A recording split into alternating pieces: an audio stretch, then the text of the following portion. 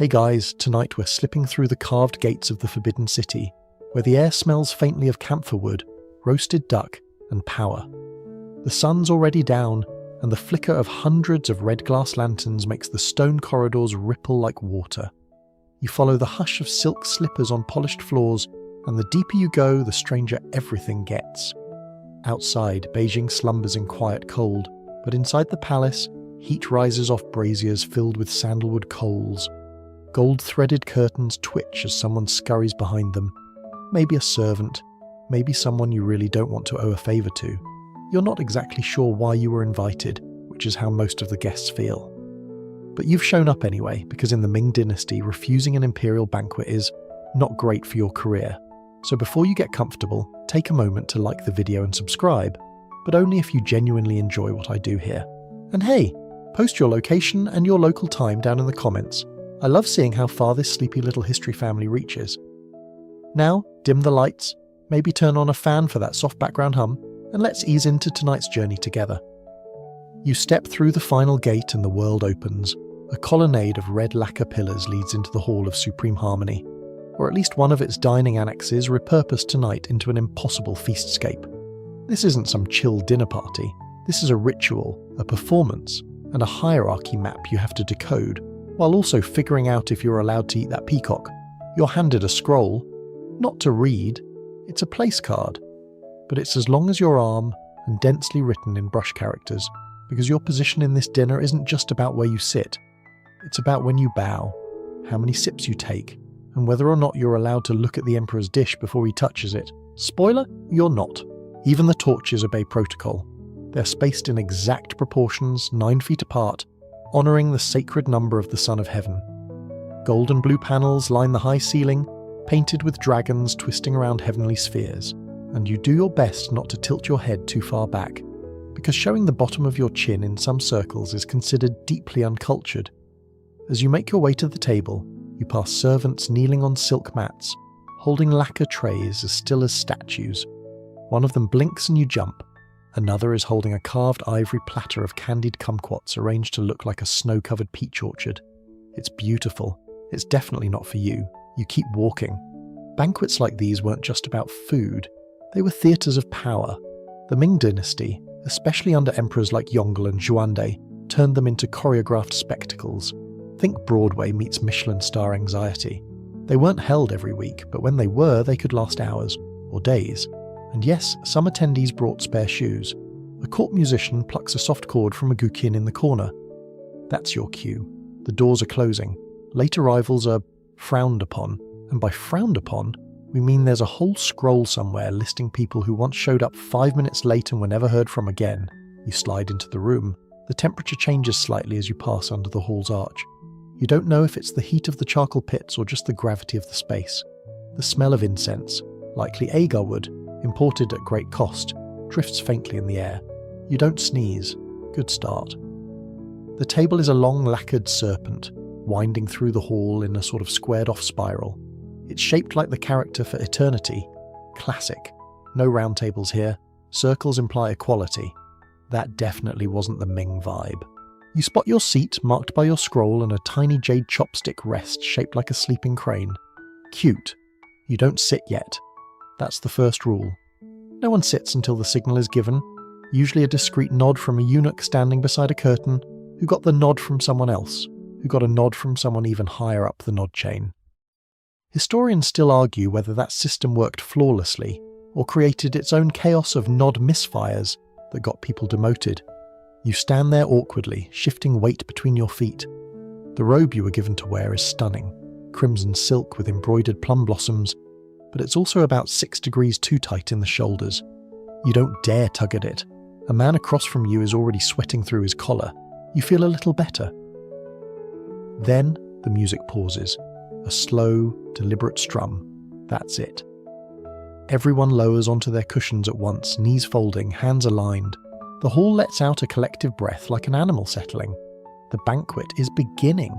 And that's when the fear kicks in. Because you just realised you don't know what half the dishes are going to be, and worse, you don't know which ones you're supposed to pretend to like.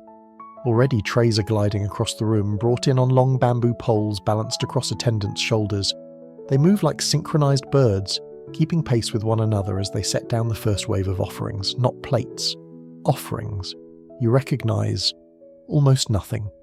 There's a platter of golden jelly shaped like a phoenix egg, a pyramid of steamed buns dyed blue with gardenia flowers, a smoked rabbit arranged in the form of a galloping horse, and something that looks suspiciously like a tiny caramelized turtle. It smells amazing and terrifying, and as your chopsticks hover just an inch off the plate, everyone else is doing the same, waiting, watching. Welcome to the banquet. The moment hangs there, soft, fragrant, and slightly damp from all the nervous breathing, until a single bell chimes. Not loud, barely more than a ting behind a curtain. But that's your cue. You and about 80 other guests move as one. Chopsticks lower like cranes landing in slow motion. The feast has begun. You go for a safe-looking dumpling first. It's translucent, shaped like a magnolia blossom, and vaguely reassuring. Inside, mushrooms, shrimp, and... wait, is that ginkgo nut? It is. The texture is slightly chewy, slightly slimy, and somehow slightly disappointing. But you nod politely as if it's changed your life. Then you realize you've made a mistake. You sat down, 3 inches too early. Your cushion, while beautiful, embroidered with tiny cranes and gold thread, is just a hair's breadth ahead of the proper alignment line marked discreetly on the mat. A servant glides by, and with the grace of a falling feather nudges your elbow. The gesture is barely visible, but the message is crystal clear. Scoot back, peasant, you shift. No one laughs, but you swear someone smirks behind their fan. A small child 2 seats down raises an eyebrow so dramatically that it might be permanently stuck. You nod and smile back, trying to pretend it was an intentional yoga pose. The second course is already arriving. This one's a soup. Not just any soup, lotus and wild duck, simmered for 6 hours and ladled into tiny porcelain bowls hand-painted with mountain scenes.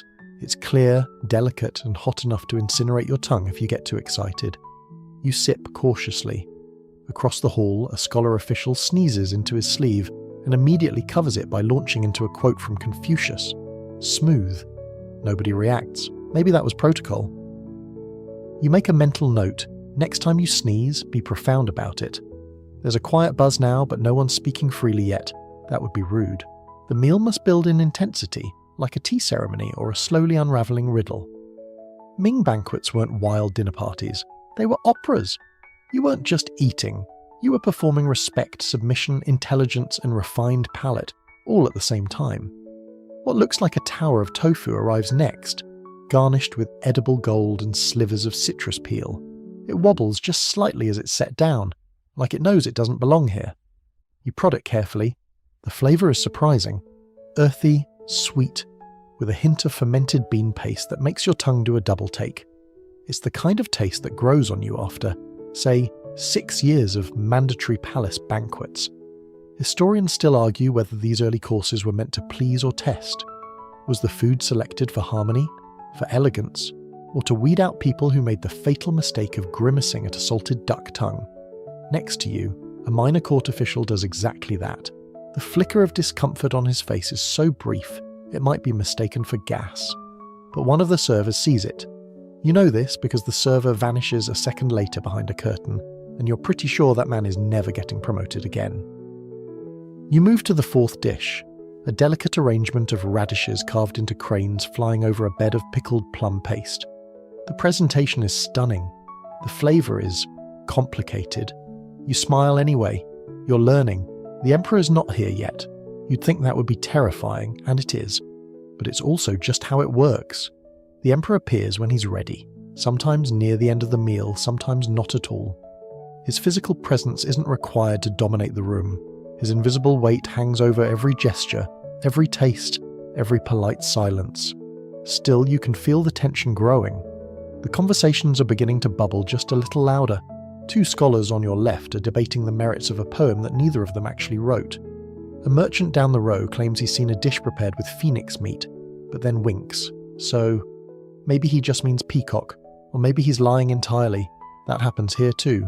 You accidentally drop your chopsticks. A gasp from somewhere nearby.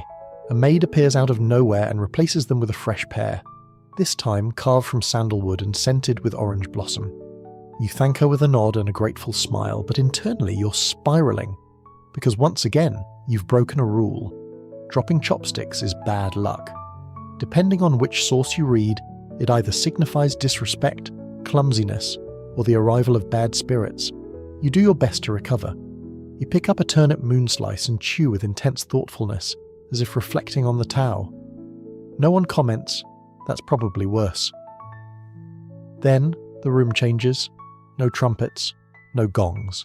But suddenly the very air feels heavier. Attendants line the corridor. They bow in waves. A figure appears behind the gold thread curtain at the end of the hall. The Emperor. You freeze. He steps forward, slowly, like someone who knows time belongs to him. His robe is a cascade of red, gold, and black. Dragon motifs swirl across his sleeves as though alive. His face is unreadable, a mask of serenity with just a dash of boredom. You don't look at him directly. That's rule number 72. Everyone bows again, this time deeper. You feel your spine curve into the floor. When you rise, he's seated at his elevated table, which is shorter than everyone else's, but higher symbolically. Nothing served to him is shared with others. His dishes are created by a separate kitchen, guarded, tasted, and sealed. You realize with growing dread that soon you might be asked to toast him. You sip some tea, slowly. Maybe if you appear very small and thoughtful, no one will notice you. Spoiler, they notice everything. The Emperor lifts his cup, that's all it takes. A single, effortless motion. Ceramic tilted precisely 15 degrees, and the room follows in perfect imitation. It's not just flattery, it's self-preservation. You raise your own teacup, careful not to sip before he does. This isn't about thirst, it's about rhythm. Then he drinks. The collective sip that follows sounds like a ripple of rain on silk. Everyone lowers their cups at slightly different times, which is a relief. It means there's some wiggle room. You make a mental note, half beat behind the Emperor, safe. Now the real food begins. The appetizers, as it turns out, were just the welcome mat. And the welcome mat included duck tongues, pickled bamboo hearts, and jellied deer marrow. So you're understandably nervous when the next wave of dishes arrives, steaming and shimmering under gold-lacquered domes. First up, gold leaf duck, not metaphorical. It is, in fact, an entire roast duck covered in real gold. The skin has been lacquered with honey, vinegar, and maltose syrup, slow roasted until it shatters under the chopsticks. It glistens like an edible statue of wealth. A slice is placed onto your plate by a server who doesn't make eye contact. That's deliberate. It keeps things from getting personal. You take a bite. Crunch, salt, sweet, smoke. The meat practically sighs on your tongue. And somewhere in the back of your mind, you're now asking yourself, how much gold is too much gold? Across the hall, someone sneezes mid-chew and chokes slightly. No one reacts. You suspect that's not because it's polite to ignore, but because reacting would imply the Emperor's boring, and frankly that's treason adjacent.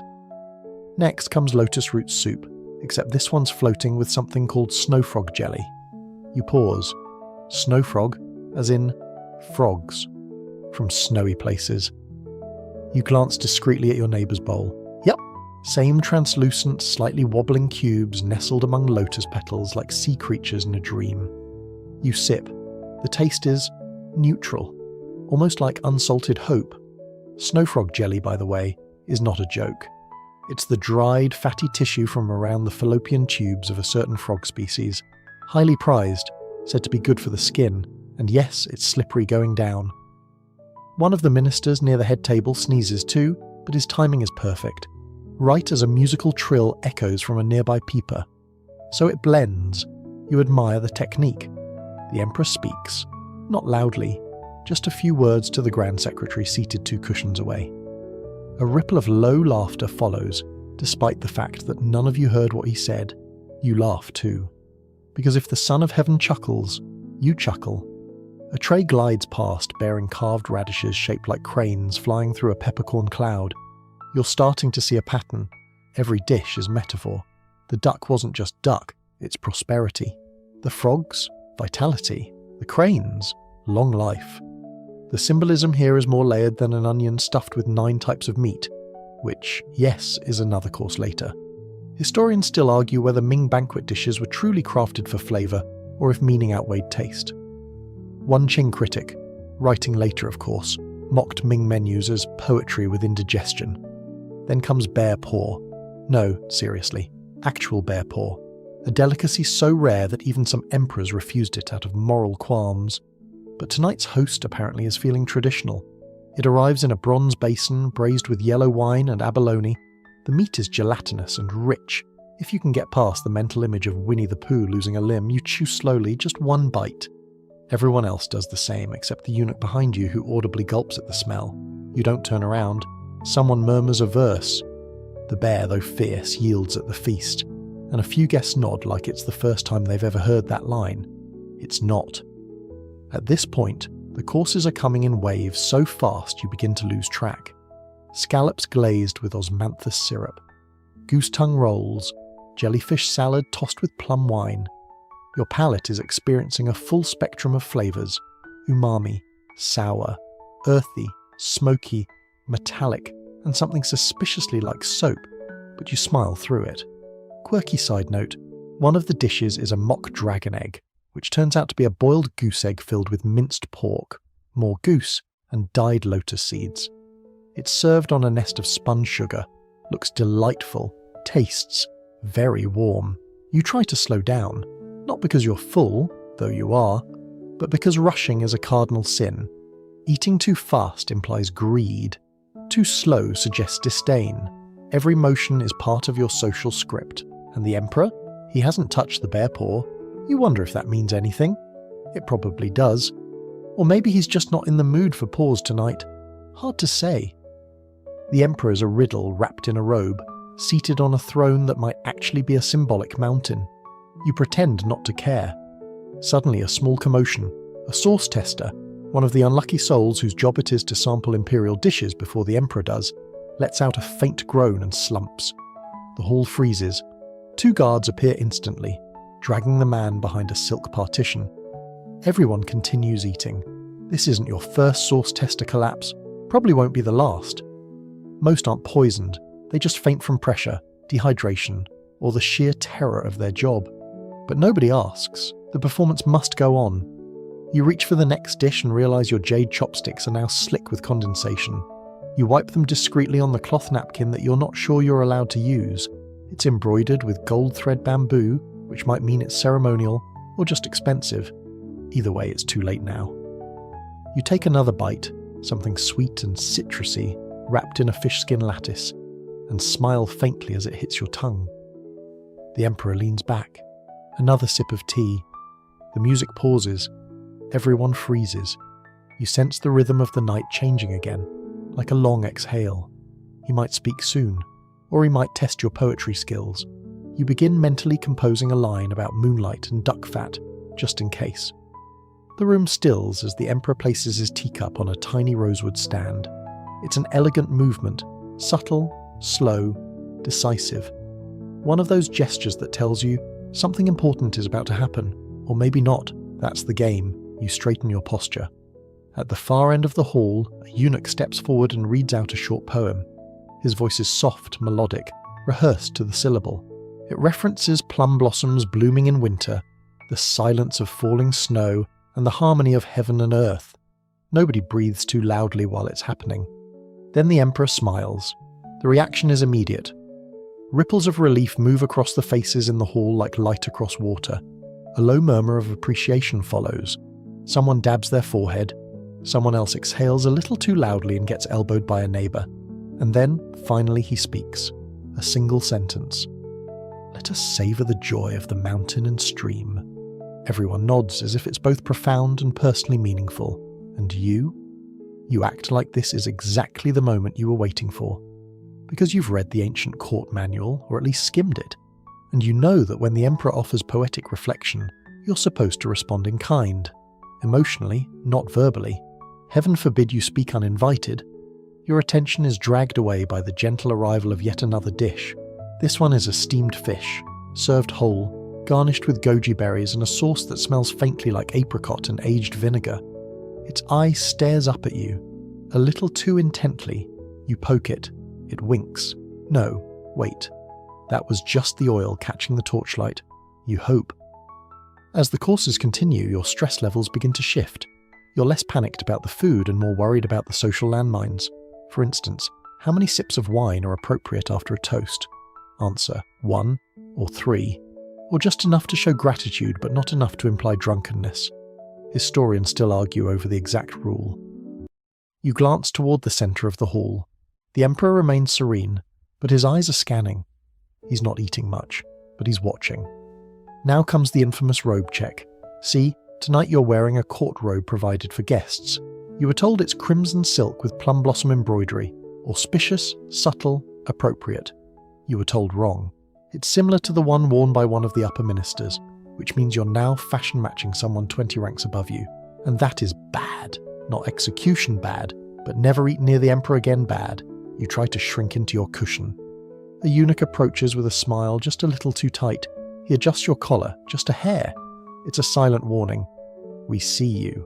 Please don't make it worse. Then comes the round of ritual toasts. An official at the far end stands, lifts a small porcelain cup, and recites a 4-line couplet about moonlight and enduring loyalty. The toast ends with a bow in the emperor's direction, deep and elegant. You are going to have to do one of these. Your stomach knots. Because the thing is, this toast isn't just about rhyming. It's about tone, form, rhythm, metaphor, and a kind of poetic humility that's incredibly hard to fake when you've just eaten jellyfish salad and your knees are asleep. Still, it's coming. Until then, you watch. Some toasts are short and elegant, others overly flowery. One merchant compares the emperor to the golden crane who brings morning dew to the petals of state. That one gets a polite nod. Another official, clearly a little too confident, offers a 6-line monstrosity that references fish leaping through the jade canal of justice. That one receives silence. Your turn. You rise slowly. Knees crack. You pretend that's part of the performance. You hold your cup, glance respectfully toward the imperial seat and begin. On this night of warm lanterns, may peace rise like fragrant steam. Your wisdom steers the banquet boat and spares us from the soup. A pause, a chuckle from somewhere. Not the emperor, but someone near him. Maybe even a noblewoman hidden behind a painted fan. You sit back down. That's a win. You're not getting exiled tonight. Another wave of food arrives. This time, tiny eel fillets wrapped in lotus leaves, steamed with ginger and rice wine. They look like miniature scrolls, and they melt like poetry on your tongue.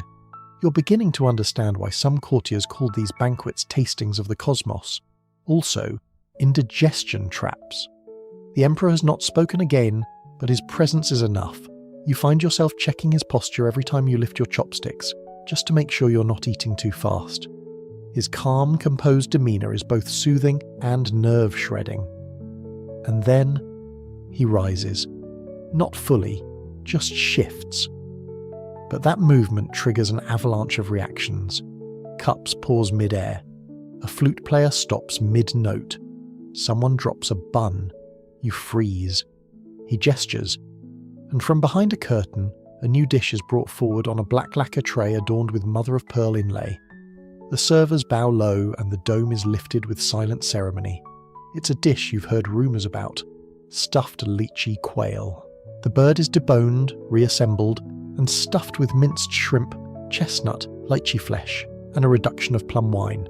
Its skin has been crisped, then brushed with sugar to form a shiny glaze. It looks like something out of a dream. A portion is set before you. You wait. Only when the emperor takes a bite do you dare, and it's divine.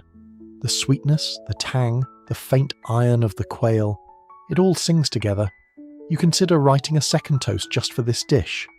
At that moment you realise, no one is really full. You've had 20 courses, but everything's so refined, portioned and symbolic, you could honestly eat another 20, which is good, because they're still coming. You lean back slightly, the silk cushion sighing under your weight, and glance at the golden lanterns. They sway just faintly, casting shadows that look like dragons dancing on the walls. There's something magical about it. Sure, it's intimidating and strange and slightly terrifying, but it's also beautiful. In this room, the entire empire is condensed into a single meal, a ritual of power, poetry, and taste. And you're still alive, so far. You've made it past the first full round. That alone is a quiet triumph.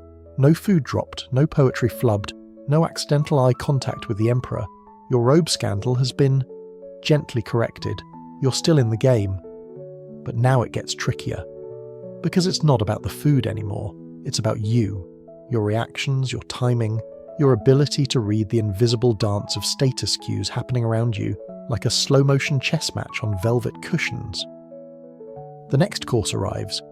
Fish carved into a chrysanthemum, soaked in a tart mandarin glaze garnished with crushed pine nuts. It's gorgeous, but you barely register the flavour. You're too busy watching how the scholar 2 cushions away reacts. He closes his eyes after chewing, then nods just once, the appropriate amount of appreciation. You copy him, but reduce the nod to half height. He outranks you. Probably. You're learning. The man beside you clears his throat too loudly after a swallow of soup. Everyone pretends not to notice, but the air around him tightens. This banquet is silent judgment disguised as polite chewing. It wasn't always this tense. During early Ming reigns, especially under the Hongwu emperor, court dining was simpler, ceremonial, yes, but often austere. Hongwu came from humble roots and despised waste. But after his death, the tables got longer, literally. By the Yongle emperor's reign, everything escalated. Flavors, scale, ritual, and rules. He expanded the empire and the kitchen, sometimes simultaneously. One official claimed there were 2,000 recipes catalogued for imperial banquets alone. Another said you could eat something different every night for 6 years and still not repeat a dish. You believe it. Now, the 5th round arrives. Miniature pork balls, marinated in fermented bean paste and wrapped in fragrant leaves. The leaves have been painted with edible ink, calligraphy characters that vanish under steam, like a secret poem just for your tongue. You eat it whole. Someone coughs, soft but pointed. You immediately question whether you were supposed to bite it in half. This is your life now. The emperor hasn't spoken in a while, which is, oddly, more stressful than when he was talking. His silence feels like a waiting storm cloud, soft and still, but full of judgment. You glance at his table. He lifts his chopsticks, then pauses. Everyone freezes. He gestures to an attendant who rushes to swap out a dish. Maybe it was undercooked. Maybe it contained a seasonal ingredient that conflicted with the lunar calendar. Maybe he just didn't like the plate's vibe. Hard to say. That one movement has consequences. Somewhere in a side kitchen, a cook is probably sweating through 5 layers of robe, calculating whether this will cost him a fingertip or just a few sleepless nights. Possibly both. You go back to your soup. It's pear blossom and black chicken. Light, sweet, slightly floral. You'd enjoy it more if your thighs weren't going numb from kneeling. You shift discreetly. The woman across from you smirks. Then, just as quickly, her expression smooths back into blank serenity. She's probably a minor princess or the wife of a high-ranking official. Her robe is stunning, embroidered with flying bats and peaches, symbols of long life and fortune. You offer a small nod of admiration. She raises her cup in return. You just survived your first successful social exchange of the night. The relief nearly makes you weep. Now comes the pickled tear. It's not an official name, but it should be. These dishes are tiny, intense, and meant to refresh the palate between richer courses. In reality, they taste like aggressive barnyard therapy. You try a sliver of pickled garlic flour soaked in sour plum wine. It's spicy, acidic, and smells like regret. You keep a straight face. Then a preserved kumquat that tastes like someone dared to ferment sunlight. Then pickled snake. Tiny, coiled, black. No sauce. Just pure briny crunch. You chew very slowly, very quietly, and remind yourself that this is considered a treat. Maybe even a compliment. Quirky fact, some banquets included edible messages hidden in these palate cleansers. A strip of tofu skin might contain a blessing, or a veiled insult, or, in one infamous case, a haiku so bad the recipient refused dessert out of shame. You glance under your next leaf. Blank, probably for the best. Now the music shifts again. Low, melancholic flutes played in a minor key. A court singer begins a song, her voice high and tremulous, drifting through the air like mist. The lyrics are about a crane mourning the moon. It's haunting and oddly appropriate, because this is the judgment course, not official, of course. But culturally, this moment, about 2/3 into the banquet, is when things get spicy. Not literally, emotionally. This is when people start measuring each other. The food becomes background, the glances sharpen, conversations begin in earnest, quiet ones, careful ones, the kinds of exchanges that contain compliments with knife edges and jokes that only work if everyone agrees not to laugh too hard.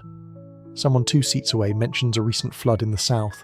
Another counters with a toast to the Emperor's swift response. You sense the tension. It's not just banter. These words could end up in a court report or a prison diary. Historians still argue whether the Ming banquets functioned as shadow tribunals. Were promotions decided by how well you held your wine? Did exile hinge on your inability to fake laugh at a prince's pun? You sip your tea and pretend not to think about it. Then comes a dish so absurdly opulent it knocks the breath out of you. It's a soup served in a carved crystal bowl, filled with swan meat, fish maw and longan fruit. The broth shimmers with saffron. On top, a single floating flower, sculpted from radish and gold foil. This soup probably cost more than your house. You eat it in reverent silence, and when you finish, you gently set the bowl down with both hands, fingertips barely touching the lacquer tray, the same way you'd handle a sleeping baby, or a live grenade. Then you exhale, 1 more course down, 500 rules still to go. You're full. No, not the kind of full where you lean back and sigh, satisfied. This is ceremonial fullness, the type that nestles somewhere between physical bloating and spiritual overstimulation. But there's no sign the banquet is slowing. In fact, things are starting to pick up. A gong rings once, soft, deep, intentional. And then, the entertainment begins. From behind an embroidered screen, performers emerge in a slow, swaying line. Their robes are brilliant, silk dyed in shades of lapis, gold and crimson, with peacock feather fans folded delicately in each hand. They bow in a ripple. And then the music shifts. First come the musicians, a guzheng player seated cross-legged on a raised dais, plucking out a melody that sounds like water dripping through bamboo. A flutist joins in, weaving high, airy notes through the haze of incense. The sound fills the hall, light but unignorable. Then, mimes. Yes, mimes. You weren't expecting this. No one ever expects the mimes. 3 performers dressed as monkeys enter and begin acting out a scene involving a lost court slipper, an enraged chef, and what may or may not be a depiction of the Minister of Rights. The room carefully chuckles, just enough to show enjoyment, not so much that anyone thinks they're laughing at something that might be sacred. The Emperor watches, expressionless. Half the room is watching him watching them. You're staring at the goose. Because while the entertainment plays out at one end of the hall, another dish has arrived at yours. A roast goose sculpted, no exaggeration, into the shape of a peony blossom. The skin has been tinted subtly with beet juice and squid ink to create the gradient of petal hues. It's surreal. And beneath the artistry, sweet garlic glaze. The scent hits you like a memory from a dream you never had. You carve a slice. The meat peels away in layers, soft and rich, the flavour blooming like the flower it resembles. Across the table, someone quietly drops a compliment. The plum wine hasn't tasted this aged in years. Another replies, yes, the last time was during the Eclipse Festival. Code. It's all code. Are they talking about the wine, or the minister who just got reassigned to the frontier? Historians still argue whether these casual remarks were actually loaded political references. Banquets weren't just feasts, they were auditions, alliances, traps. It's like musical chairs, but instead of losing a seat, you lose a governorship. Meanwhile, the mimes have disappeared, and now dancers take the stage. 6 women in shimmering robes move in perfect, unblinking symmetry. They glide like windblown leaves across the polished floor. Each movement is deliberate, down to the angle of a wrist or the bend of a pinky. You find yourself holding your breath. One dancer performs a slow turn, her sleeve flaring open to reveal a single red silk flower, which she places at the foot of the emperor's table. Symbolism alert. A red flower during a banquet often suggests prosperity for the dynasty, or, depending on context, a plea for mercy. The emperor gives no reaction, which means nothing, or everything. Now, a round of fruit is passed out. Fruit in the middle of the meal? Yes, but not just any fruit. Each one is carved. Your lychee is peeled and reassembled like a blossom. The melon has been shaped into a miniature pagoda. Even your grapes have tiny faces scratched into them, smiling, if slightly unnerving. Then comes the mystery course. It's not on the menu. Not that you've seen the menu, of course. But this dish wasn't announced. It just arrives, on a dark lacquer tray covered in a silver dome. When the dome is lifted, smoke spills out like a magician's trick. Inside, 2 meatballs. Just 2. Perfectly round, glistening, placed on opposite ends of the plate like yin and yang. You wait. The person to your right gives you a side glance, then uses his chopsticks to lift one. You follow suit. The flavour, rich, familiar, like pork, but with a strange aftertaste, spicy, peppery, faintly medicinal. Someone whispers, "Tiger?" You pause mid-chew. Tiger meat was once rumoured to be served at elite tables, usually illegally and always ceremonially, but it's more likely this is spiced venison or perhaps wild boar, both common enough in the imperial hunt. Still, the doubt lingers. What is this? You finish it anyway. Because not finishing it? That's worse. The next course arrives quickly to distract you. Sweet potato cakes, shaped like coins, fried crisp and drizzled with osmanthus syrup. You pop one into your mouth. It's warm, soft, slightly chewy. You feel, for a fleeting moment, safe. But then come the meat sculptures. Yes, you read that right. A large tray is wheeled out, actually wheeled on hidden casters, and atop it stands a full-scale recreation of the Temple of Heaven, made entirely of meat. The walls are sausage casings. The pillars? Smoked beef sticks. The roof? Glazed duckskin shingles. You stare. Everyone stares. This is not meant to be eaten. This is art. Food art. And also a message. The kitchen staff knows what they're doing, and they're reminding you. You nod in reverence. A nearby eunuch leans in to murmur, "The last banquet featured a jade rabbit carved from shrimp paste." Of course it did. You hear a clink. Someone's cup has run dry. Immediately a servant is there, refilling it from a teapot shaped like a lotus bud.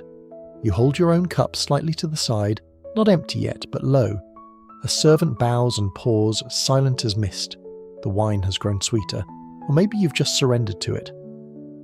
The air now smells of sandalwood, plum blossom, and roasted game.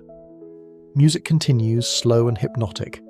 Somewhere in the back of the hall, a parrot calls out a phrase, "Blessings rise like steam," which earns a small scattered laugh.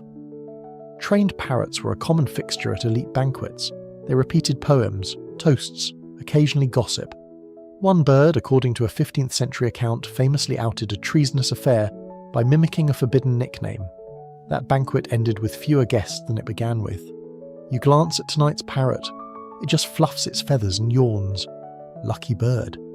Then the flutist changes key again. The music grows brighter, livelier, like a gentle signal. The banquet is shifting. You're entering the middle arc. Still hungry? It doesn't matter. The food's going to keep coming.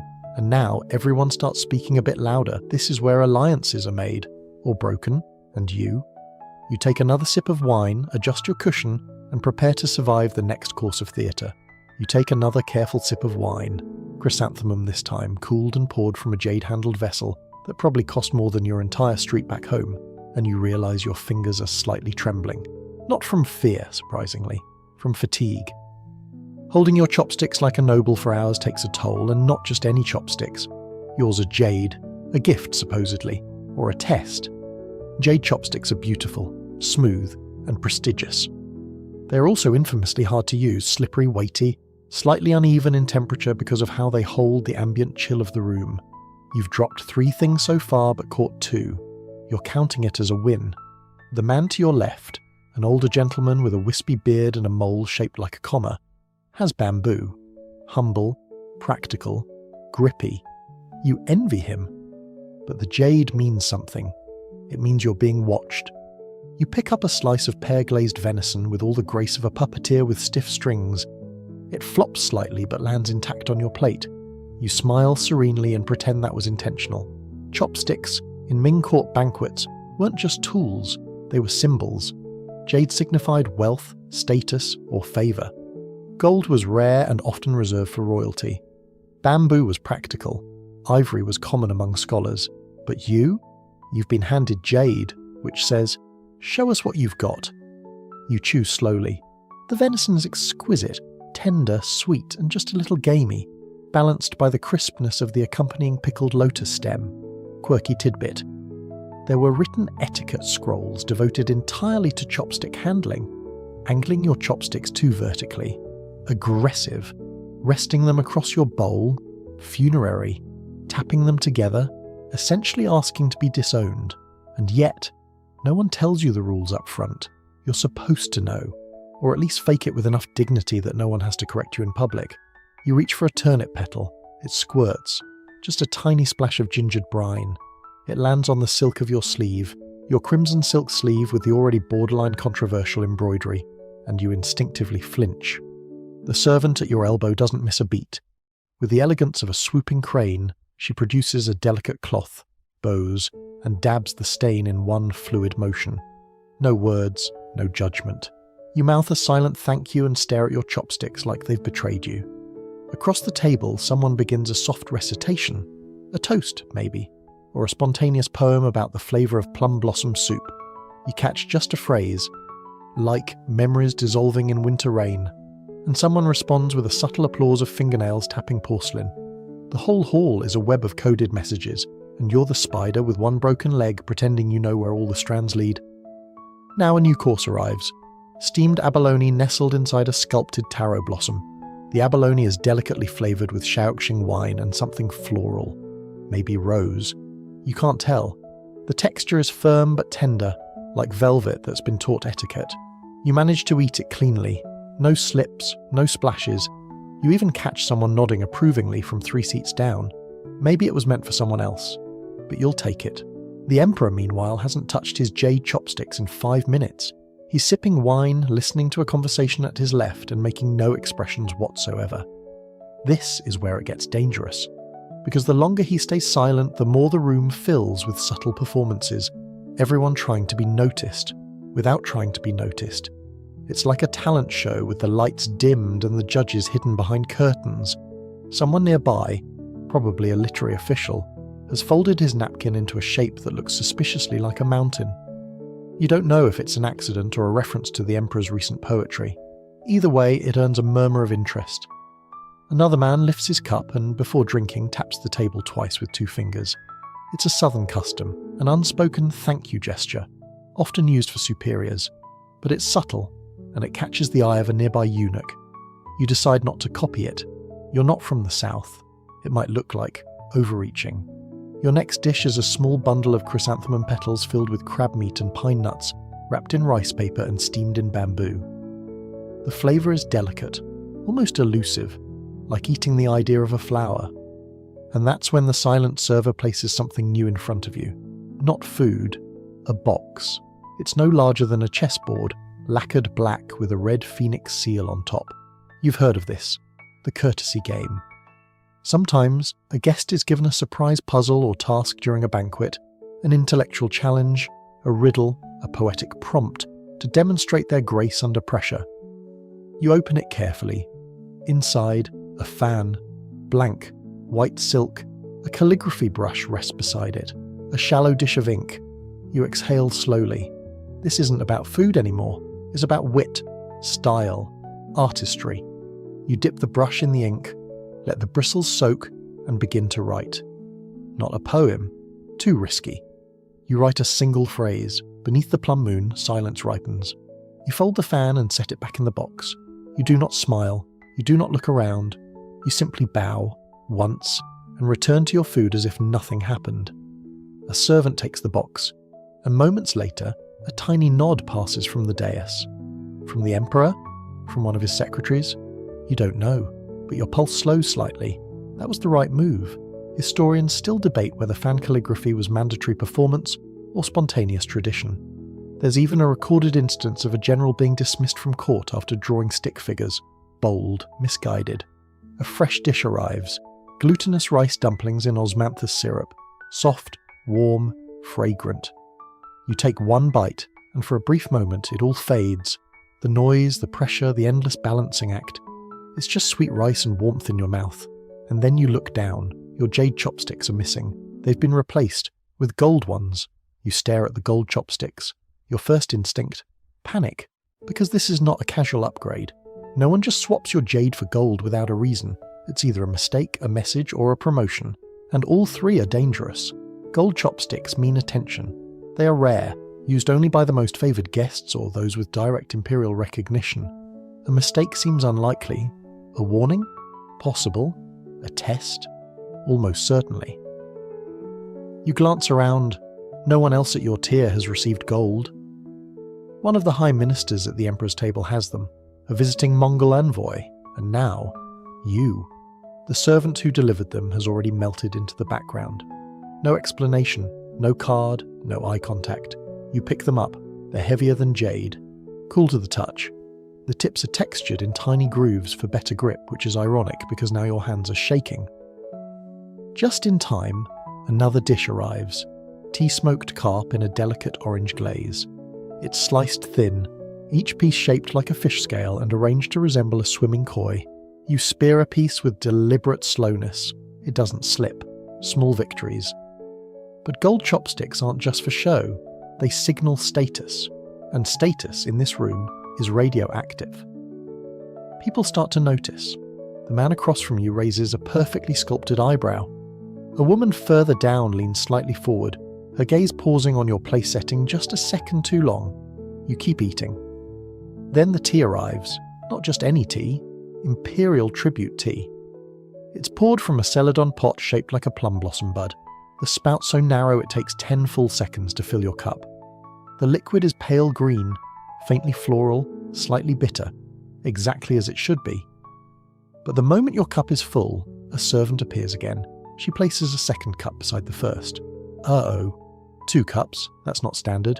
You glance down, one is the tribute tea, the other has a golden tint, a whiff of ginseng. And hovering above the surface, tiny floating chrysanthemums. You know what this is. It's court tea, reserved for select guests, a subtle mark of imperial favour, or a baited hook. You're not sure which. Either way, declining it would be an insult. Accepting it might change your life. You choose the second cup. It's warm, slightly sweet, deeply earthy. You drink slowly, trying not to let the weight of the moment settle on your face.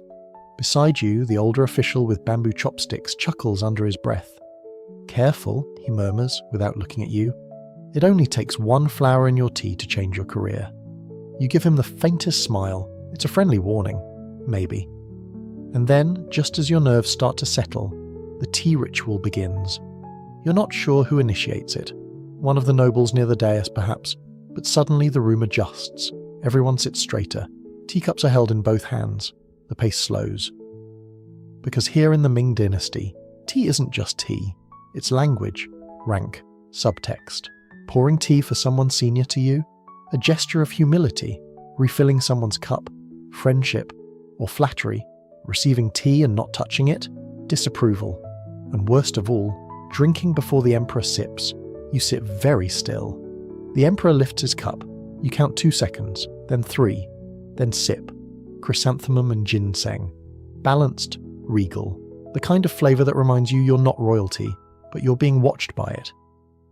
Suddenly, across the room, a servant spills a cup. Not yours, not nearby. But it crashes to the floor with a sound like a small gong. All motion stops. A musician falters mid-note. The servant drops to his knees.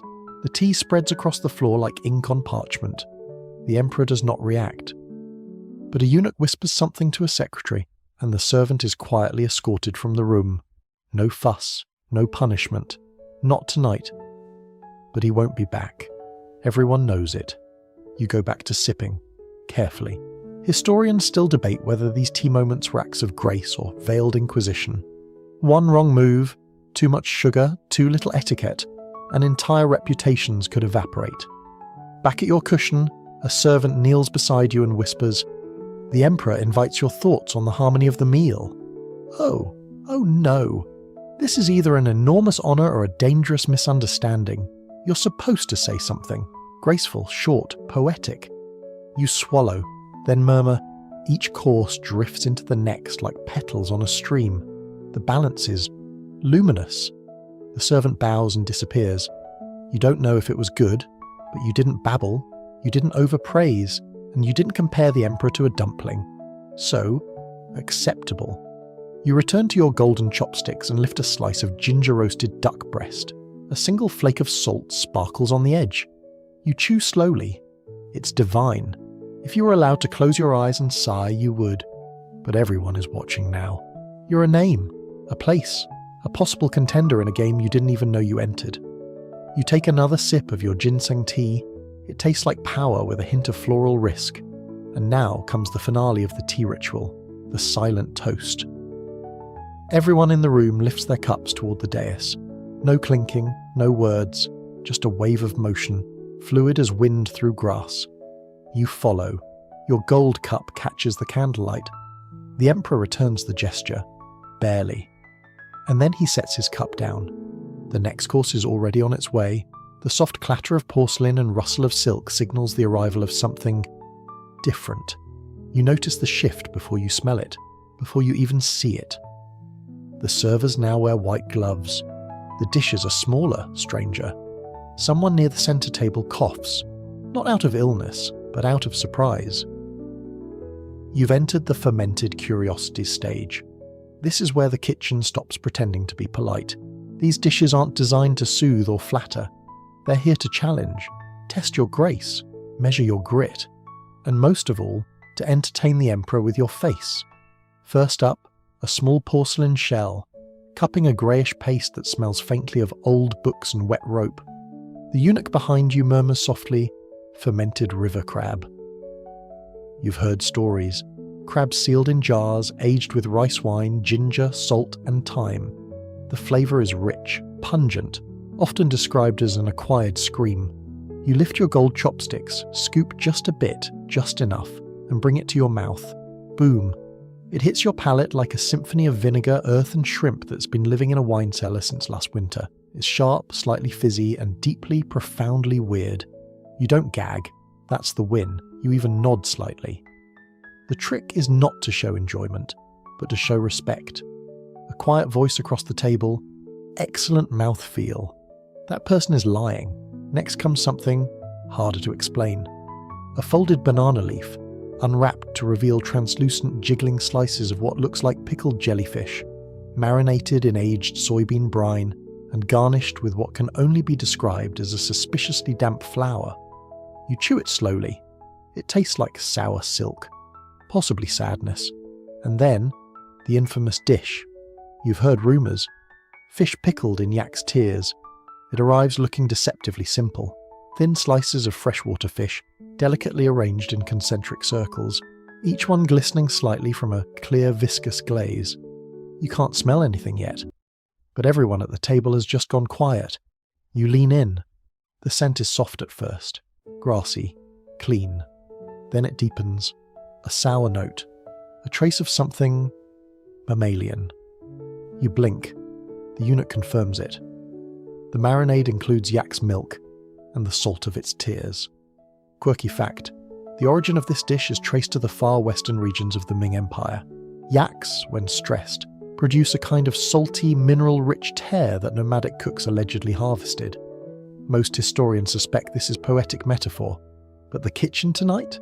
Not metaphorical. You take a bite. The texture is like chewing a ghost.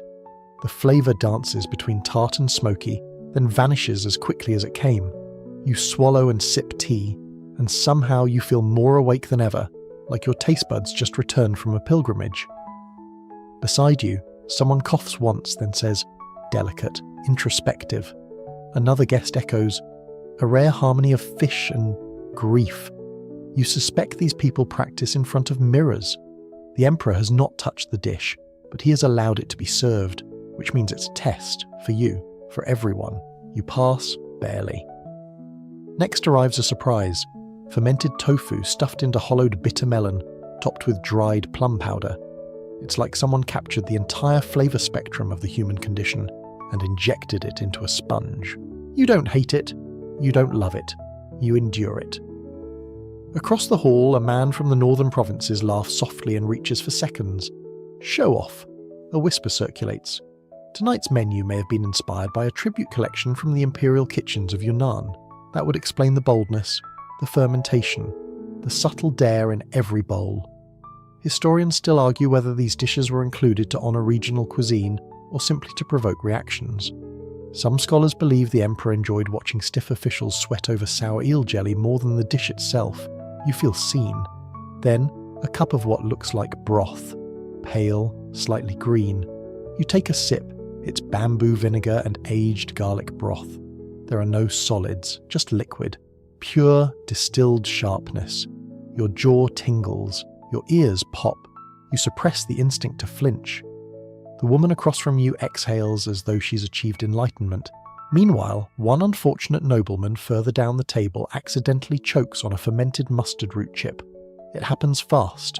One cough, then a second. He recovers quickly, but a eunuch appears beside him, gently offering a second napkin and an understanding glance that also says, "We're making note of that." You take another careful bite of something purple. It's sticky, chewy, vaguely sweet. You don't even ask. By now, questioning the ingredients feels like an admission of weakness, and then a glimmer of relief. Drunken plums, pickled in rice wine and osmanthus syrup. They're sweet, tangy, and softly alcoholic. They burst in your mouth like tiny fireworks of mercy. You savour it, letting the syrup wash away the ghosts of all that came before. Then you notice it. People are relaxing, not just because the fermented trials are mostly behind them, but because those who made it this far, they've proven themselves. The room feels a touch looser. Conversations flow slightly faster. Chopsticks click with less precision and more ease. Even the music shifts, now a gentle drum rhythm, steady, heartbeat-like. The dancers have returned, robes swirling like petals on the surface of wine. One twirls past with a ribbon shaped like a crane in flight. You glance up toward the dais. The emperor lifts a spoon, just once. The hall quiets in recognition. He takes a bite of the yak's tear marinated fish, and nods, just once. And the hall exhales. You've just survived fermented fish in yak's tears and somehow earned an approving nod from the Son of Heaven himself. Not directly, of course. You wouldn't dare dream that high. But it was in your direction. That counts for something. Probably. And now the tempo changes. It's subtle at first. The servers move more swiftly. The music lifts into a higher key. Conversations carry just a bit further. The air, once heavy with formality, now vibrates with a cautious energy. You've entered what seasoned guests refer to privately as the sorting phase. It's not about taste anymore, it's about position. A fresh round of food arrives, delicate tofu cubes, deep fried to perfection, and dusted with powdered shrimp and osmanthus pollen. Crisp, aromatic, and just the right amount of showy. You pop one in your mouth, savouring the crunch and brace for what comes next. Because now, the hierarchy asserts itself, not just in robes or seat placement, but in temperature. Yes, rice temperature. You look down. Your bowl of jasmine rice just placed before you by a kneeling server is steaming. Hot, fragrant, perfectly fluffed. You smile faintly. Then you glance at the rice of the man beside you, lukewarm. Not unpleasant, but noticeably cooler. You file that away. The room, if you know how to read it, is stratifying in real time. Those with hotter dishes, more delicate portions, or earlier service, rising stars. Those with clumsier servers, lukewarm soup, or slower wine pours, cautionary tales. Historians still argue how deliberate this practice was. Some claim the temperature disparity was purely logistical. Massive palace kitchens couldn't possibly serve 300 guests evenly. Others insist it was intentional, a quiet message encoded in heat and pacing. You lean into your bowl, warm, sweet with chestnut, soft with a hint of mushroom. You've passed another invisible test. Another dish follows. Red braised lion's head meatballs, huge delicate things made of minced pork and crab, gently simmered in a rich broth. Each is served in an individual jade bowl. Yours is flawless. The garnish, a spiral of carrot and scallion, is folded like a blooming chrysanthemum. The man 2 cushions down, his garnish has wilted. You're not supposed to notice. You definitely notice. As the dishes parade forward, the signs become clearer. The chopstick upgrades, the fabric napkins, some silk, some cotton, the number of servers per guest, the quality of the wine, even the porcelain glazes shift. Yours now shimmers with faint gold leaf at the rim. The bowl 2 places over, plain blue and white. You realise what's happening. This isn't a meal, it's a recalibration. The emperor is watching, not just who can survive jellyfish pudding or rhyme under pressure, but who navigates subtlety, grace, and unspoken cues, and who does not. Then comes the entertainment interlude. Not dancers, not singers, a recitation. An old man stands, robe simple, hair long and white, hands trembling just slightly as he lifts a scroll. A poet, or maybe a scholar actor. His voice is soft but precise, slicing through the room like a bamboo blade.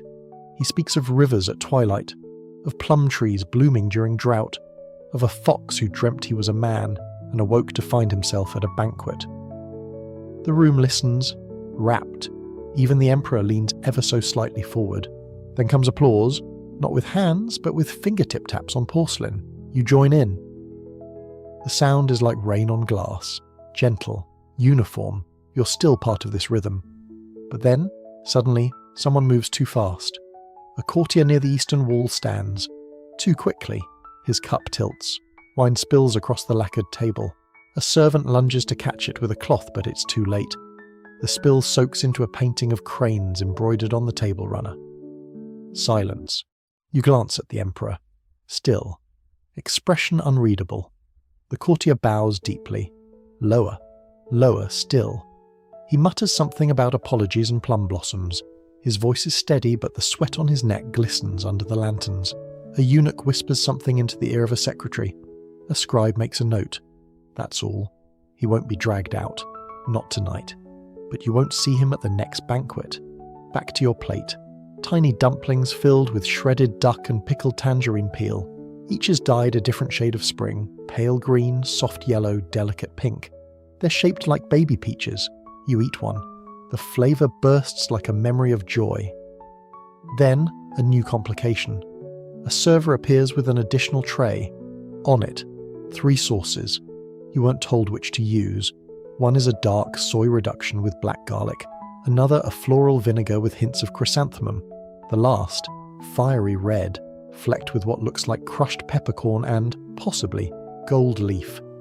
You choose the middle one. Safe. Respectful. The woman across from you chooses the peppery one.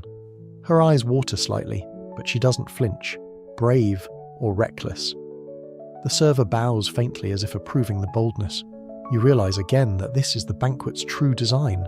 Layers within layers. Every bite a signal. Every sip a declaration.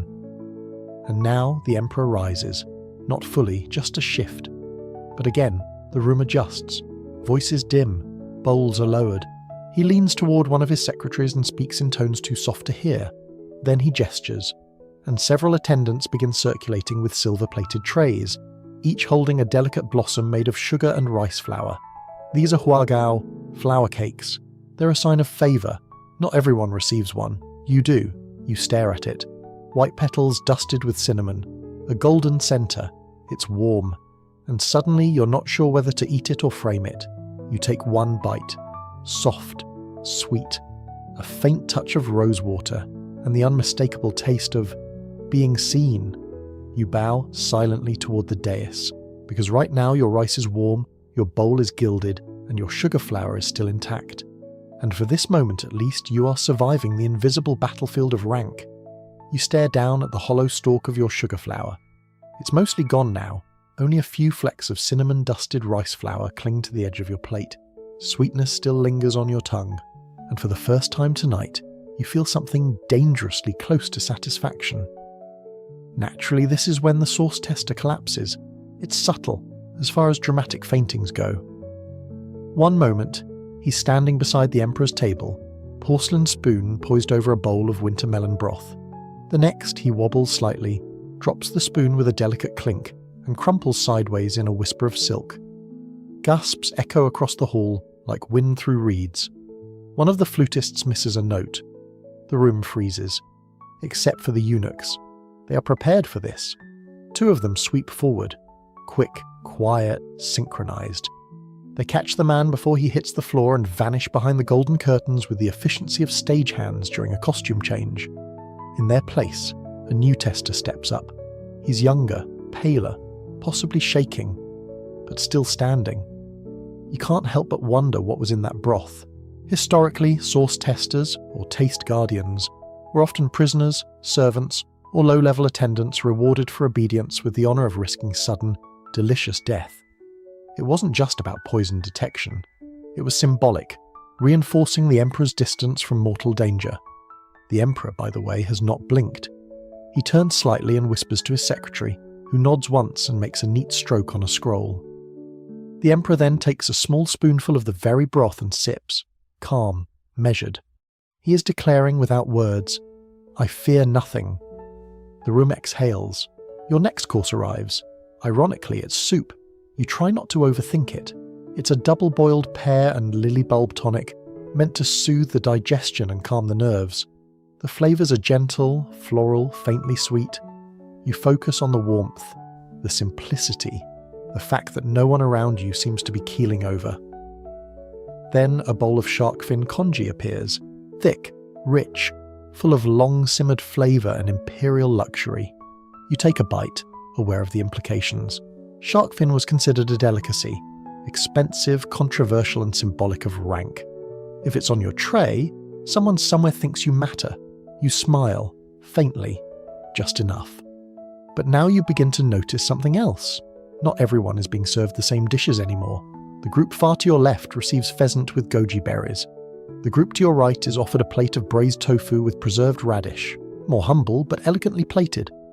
The centre cluster near the Emperor, however, they're being presented with grilled snow partridge in gold leaf sauce, served on cloisonné trays shaped like lotus leaves. The banquet has fractured. The illusion of shared experience, one meal, one court, is peeling back. Now it's about tears, access, intimacy. You've moved up a level, quietly, without fanfare. But the implications are everywhere. A scholar seated 3 cushions away lifts his bowl of congee and hesitates. He looks around, sees your shark fin, sees his absence of shark fin. His expression doesn't change, but his posture stiffens just slightly. You get it. Because this is the moment where the banquet stops being a celebration and starts being a scoreboard. The flavours are only part of the story. The real game is in what gets served and to whom. A new dish arrives. Ginseng-stuffed pigeon. Yes, stuffed. With steamed ginger, spring onion and slices of red date. It smells like ambition and ancient medicine cabinets. You dissect it carefully, aware that everyone's eyes are drifting more often to each other's trays than their own. Then the Emperor gestures again. A new scroll is unrolled beside him. Not poetry, not ritual. The name scroll. Your heartbeat slows. This is the part of the evening where awards, appointments, or dismissals might be hinted at. Nothing formal, no declarations, just names. Read aloud, sometimes followed by a toast, sometimes just followed by silence. The secretary clears his throat. In the matter of provincial assignments, and suddenly, every person in the hall forgets what they were eating. Names are spoken, slowly, one at a time, some with added notes, commended for service, to be reassigned, invited to court again. Others are simply said and left to hang. Your name is not called, which is good, or bad, or safe. Historians still argue whether appearing on this list meant anything definite, but the tension it caused, very real. One guest at the back drops his chopsticks. They roll. No one retrieves them. The list ends. The Emperor sips wine. The conversation resumes awkwardly. You return to your food, a delicate tofu pudding with honeyed lotus seed. It's warm, soft, gentle. A peace offering after the silent terror of the name scroll. The guest beside you, our bamboo chopstick friend, leans slightly your way. Better to eat quietly than to hear your name too loudly, he says. You nod. Still chewing. Next up, a surprise. You're presented with a single quail egg, lacquered in black vinegar and wrapped in a steamed spinach leaf. It rests on a carved jade spoon. Symbolism alert. The egg is wholeness, the leaf, renewal. This is a ritual reset. A symbolic palate cleanse after the list. You eat it in one bite. It tastes modest, comforting. The Emperor rises, not fully, just enough. He stands, then returns to his seat, drawing the gaze of everyone in the room. A signal. The performance continues. A new musician takes the dais. He holds a flute carved from bone and begins a soft, almost mournful tune. It sounds like wind across a snowy field. Behind him, a scroll is unfurled, a painting of plum blossoms in moonlight, inked in a single continuous stroke. You sip your tea and wonder if the next dish will be food or a message. Because here, at the heart of the banquet, every bite, every bowl, every breath could mean something. And if it doesn't, it still matters that you act like it does. The mournful tune from the bone flute drifts like early morning fog over the banquet hall, and you're beginning to feel floaty. Not drunk, not quite, but light, detached. Your limbs are loosening under the wine. Your mind, however, must stay razor sharp. Because now comes the part of the evening known only half-jokingly as the intellectual ambush. A eunuch glides past your cushion with a small box. It lands gently in front of the scholar seated 2 places to your left. Everyone watches. He opens it. Inside, a poem scroll, half unrolled, a brush, and a challenge. Tonight it seems the emperor has chosen drunken calligraphy games. This tradition, equal parts performance, pressure, and polite sabotage.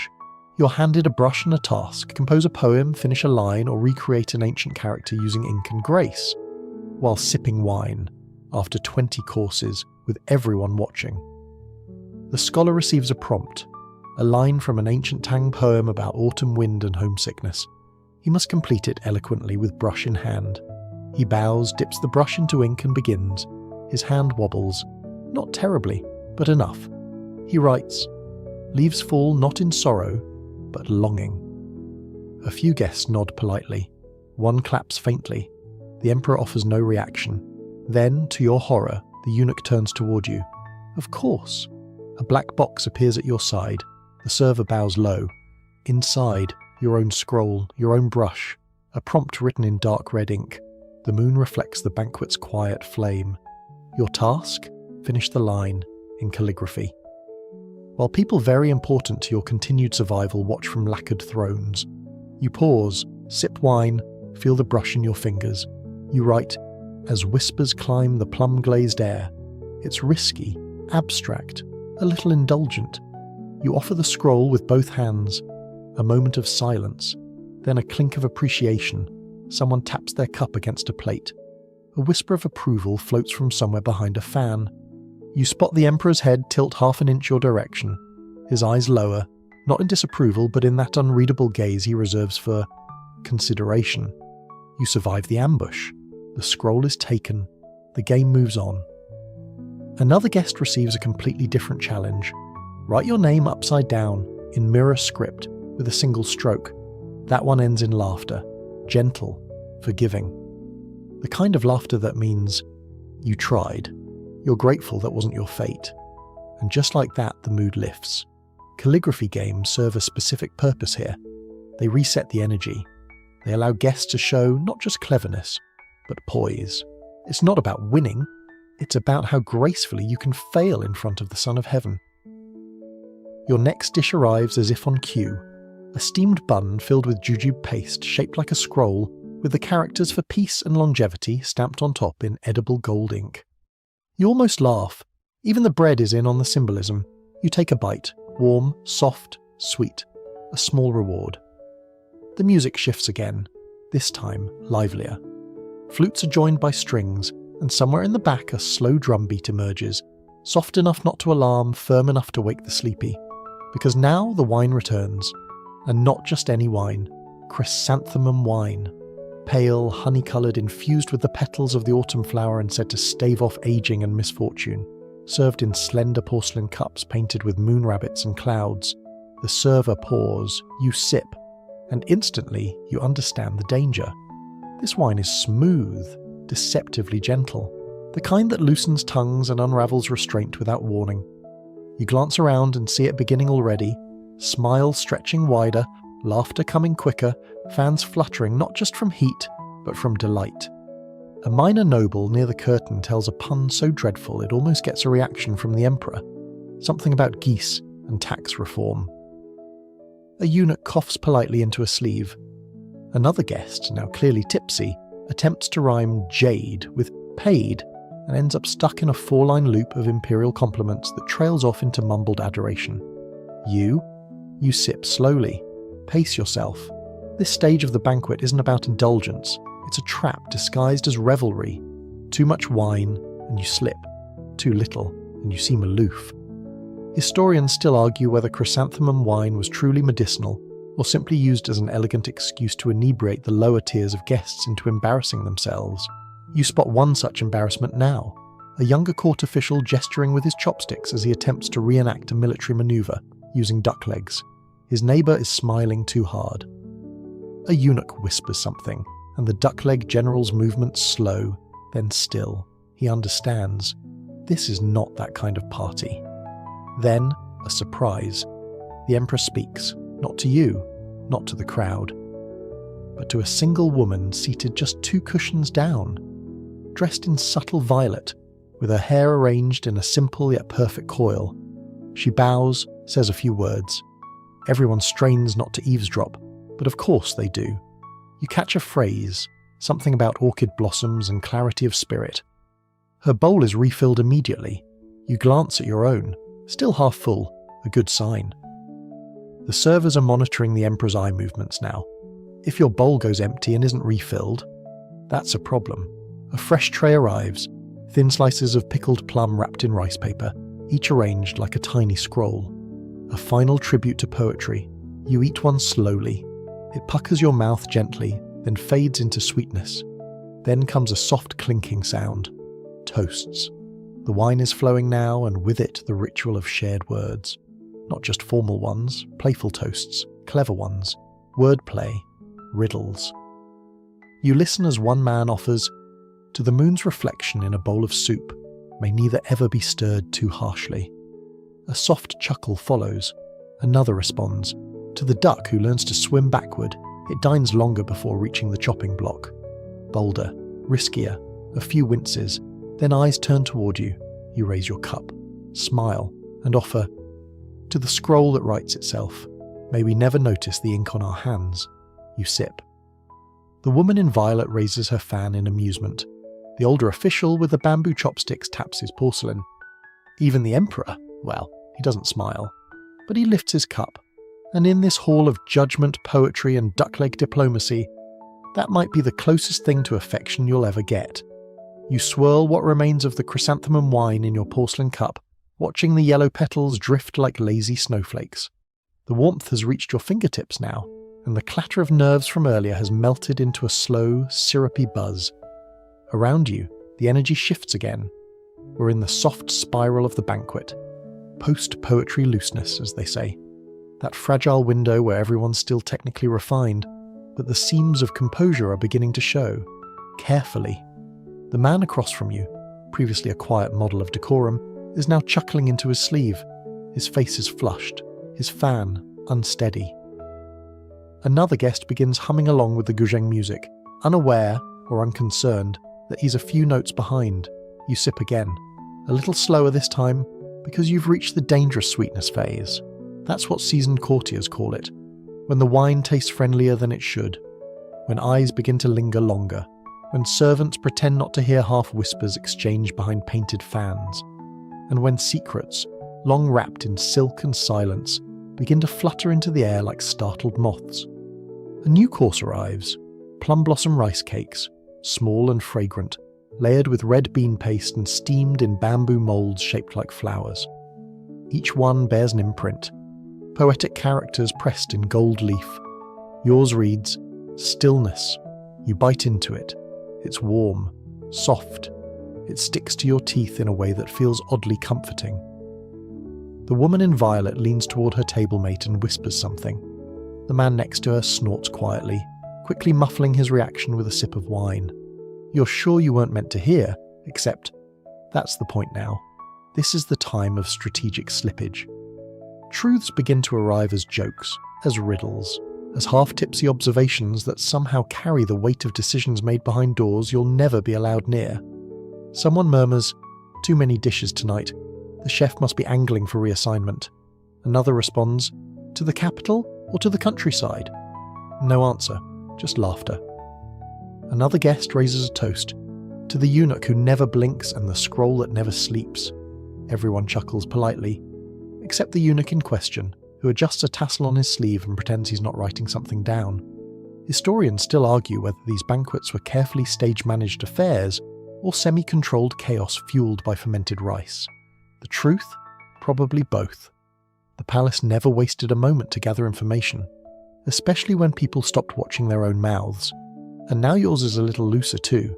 You catch yourself humming along with the music. You pick up another rice cake without even pretending to wait for the person next to you. Your shoulders ease just slightly. This is how the banquet lulls you. You're offered mandarin orange sorbet, served inside the peeled orange itself, frosted with sugared snow. It's icy and bright, a jolt of sharpness after the mellow rice wine. You want to thank someone, but there's no one nearby with a free ear. Across the room, a cluster of minor officials are clearly mid-gossip. You hear fragments.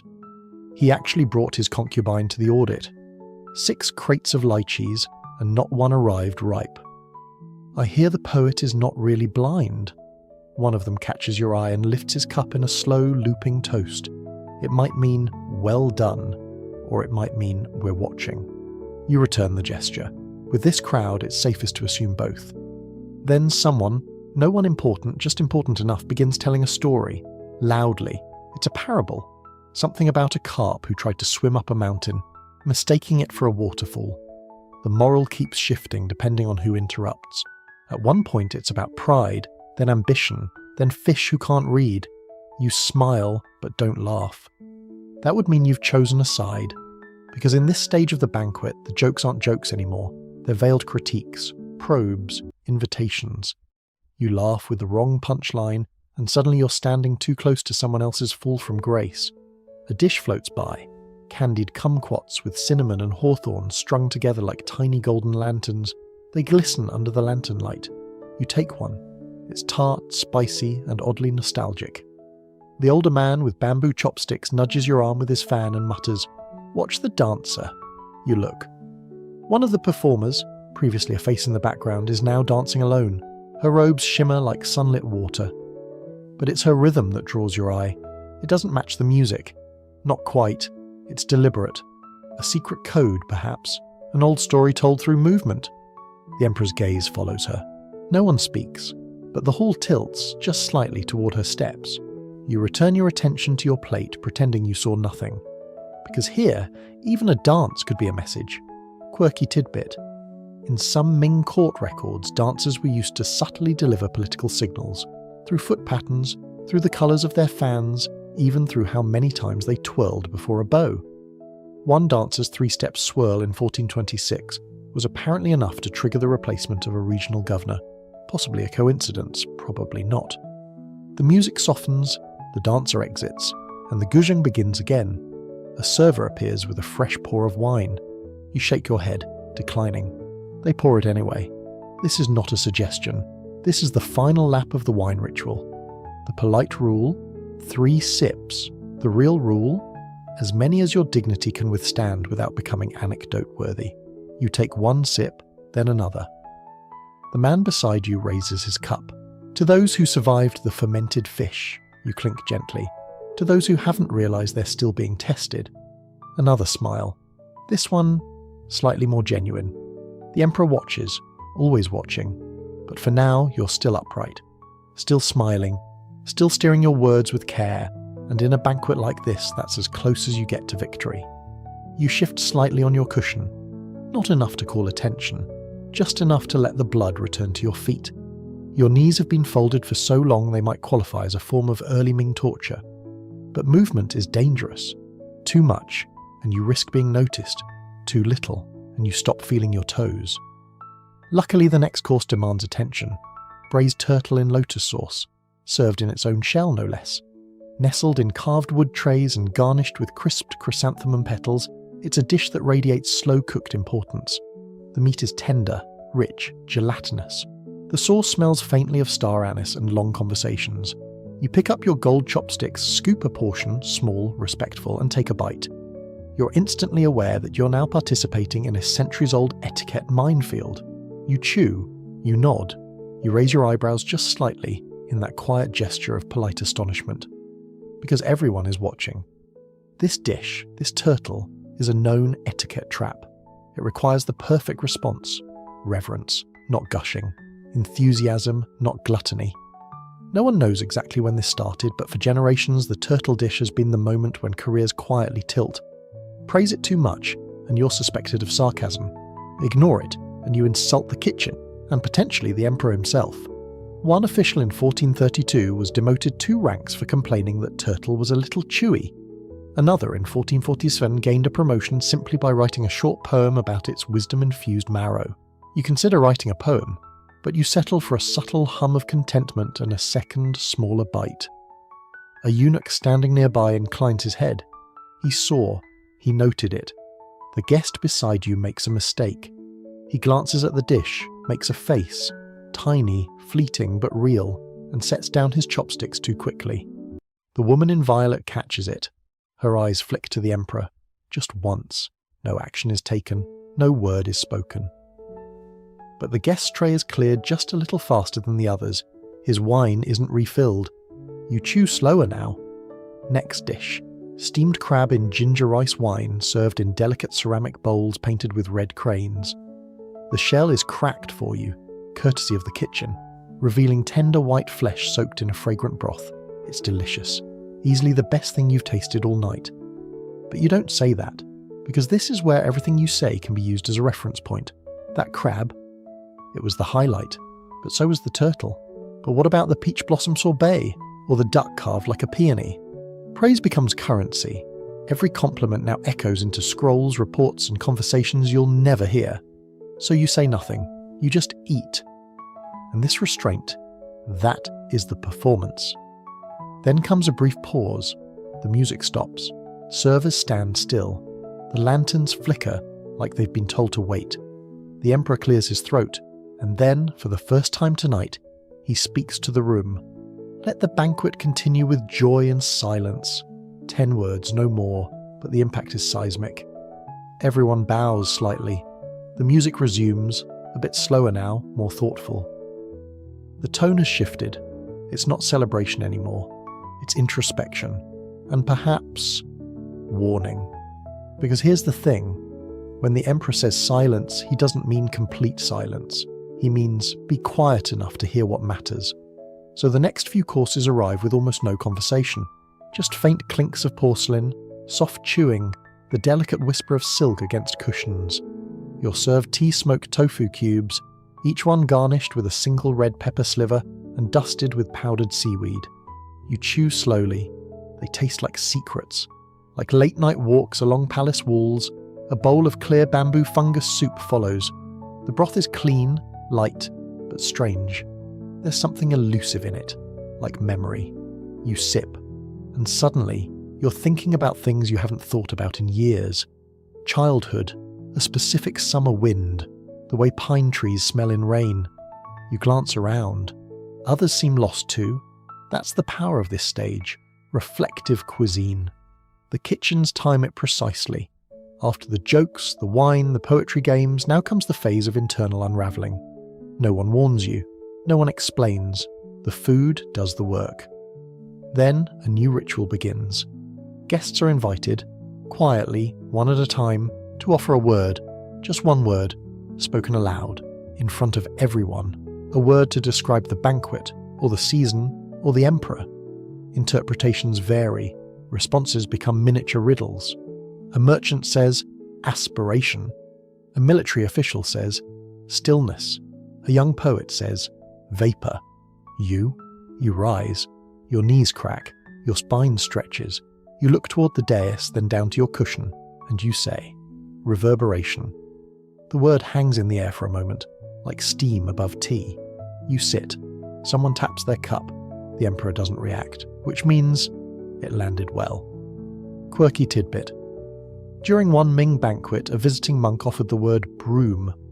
When asked to elaborate, he simply smiled and said, for sweeping away unnecessary thought. The emperor promoted him the next week. The guest next to you stands and says, salt, bold. The woman in violet rises. Her word, ember. It hits like a bell. You're not sure what it means, but you feel it. The emperor inclines his head. A servant scribes it into a scroll. The food returns, one final trial before the next shift. Fermented black garlic and duck liver custard. Small, dark, rich. served in spoons shaped like lotus seeds. You eat it. It tastes like dusk folded into velvet. You smile, just slightly, and you survive another course in the most dangerous room in the empire. You lean back ever so slightly and let the taste of duck liver and black garlic settle across your tongue like the end of a long sentence. It's earthy, deep, a little melancholy. Exactly right for this hour, because now, though no one says it, you've entered the most peculiar phase of the banquet. The ghost course. No fanfare, no announcement, but the signs are clear. The lanterns dim a fraction, the servers move quieter. The music, if you can call it that, is now a solitary zither string plucked with the soft cadence of dripping water. A new set of dishes appears. Not many, just 3. The first arrives on a tray carved with clouds, lotus root filled with glutinous rice, but dyed a strange bluish grey like ash before a storm.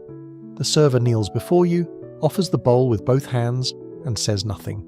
You take it. The dish is cool, unusually cool. Not cold, but as though it's been resting in a quiet, forgotten corridor of the palace. You chew. It's sweet, soft, sticky. It tastes like memory. Around the room, no one speaks. You look up, and something is different. 1/3 of the seats are empty. You blink. They weren't occupied before. You're sure. You think. But now they're set. Bowls filled, chopsticks placed, wine poured. For whom? That's when it hits you. These aren't seats for guests. Not living ones anyway. They're offerings for the ancestors, for the departed. For those who, in the meticulous bureaucracy of the afterlife, still deserve a place at the table. This is the banquet for ghosts. Yes, this was a real thing. In the Ming dynasty, it wasn't uncommon for court banquets to include a section for the dead. Symbolic plates laid out for emperors past, honoured ancestors, even fallen generals whose deeds merited eternal inclusion. The logic? To forget them would be a breach of cosmic harmony. And in a hall where harmony is law, even spirits get their soup. The next dish is delivered without eye contact. Black sesame buns, round and glossy, each with a tiny cut at the top, just enough to release the spirit, as some court manuals phrased it. You take one. It's heavier than it looks. Inside, warm paste, sweet, smoky, dense. You eat it in silence. No one lifts a cup. No one toasts. This isn't the time for noise. The woman in violet, who has not spoken in some time, lowers her eyes and presses her palms together once quietly. You do the same. The third dish arrives, moonlight jelly, made from agar and snow fungus, served in crystal bowls. It's almost translucent, flavoured faintly with pear and something faintly medicinal. The texture is ethereal. The taste? Like eating reflection. You realise something else. The emperor has not moved in several minutes. He sits perfectly still, his gaze lowered, his hands folded. In this moment he is not the son of heaven commanding attention. He is a grandson, a son, a link in the ancestral chain. And you're simply a witness. Around the room, candles are extinguished. Not all of them, just enough to shift the light, make things softer, more uncertain. Somewhere in the back a bell chimes once, a deep tone, long, resonant, a marking of time, of presence, of absence. Then another tray arrives, but this one isn't for you. It's set down in the empty seat beside you, for a ghost. The bowl is filled, steamed sea bass with wolfberries and angelica root. The presentation is flawless. The chopsticks rest on a carved jade stand shaped like a lotus. The wine cup is full, and no one touches it. You look forward. You chew slowly. You say nothing, because the moment is sacred. Historians still debate the origins of the ghost course. Some believe it was ritualistic, rooted in Taoist rites. Others see it as a deeply Confucian gesture, honouring filial piety at scale. A few fringe accounts even claim the dishes were eaten later by specific servants, chosen for their purity. But tonight, the food remains untouched, and you understand. This course is not about taste. It's not about etiquette or poetry or performance. It's about memory. A pause in the imperial machinery, a whispered gesture across time. You lift your cup, not to drink but to raise it, just slightly, to someone, to anyone. Then lower it. No toast, no clink, just reverence. The zither stops. The servers begin collecting the ghost bowls. Gently, no scraping, no clattering. They move like shadows. One carries the untouched buns as though they weigh 100 pounds. The light returns gradually, a few candles relit. The guzheng strums a new chord. Life resumes. You find yourself blinking, readjusting to reality, to movement, to the weight of your own breath. The emperor speaks again. 3 words softly, "Let joy return." And it does. The servers smile. The wine flows once more, and the guests, still quiet, begin to eat again with a kind of cautious relief. The banquet continues, but the ghosts have been fed, and they leave no mess behind. The return to brightness is delicate, like emerging from a dream you're not sure you are ready to leave. The ghost course lingers in the air, invisible but unmistakable. You feel it in the back of your throat, that silence-laced sweetness of moon jelly and ancestral reverence. But no one dares mention it, because now the tone has shifted again, subtly, artfully, with the grace of a fan closing in slow motion. This is the course of edible metaphors. The first sign, the dish is shaped like a deer. Not made from deer. No, it's a dumpling. Cleverly folded, pinched at the haunches, curved at the neck and dyed brown with bean paste so it looks like a delicate little fawn curled in repose. You stare at it. You're not supposed to eat it yet.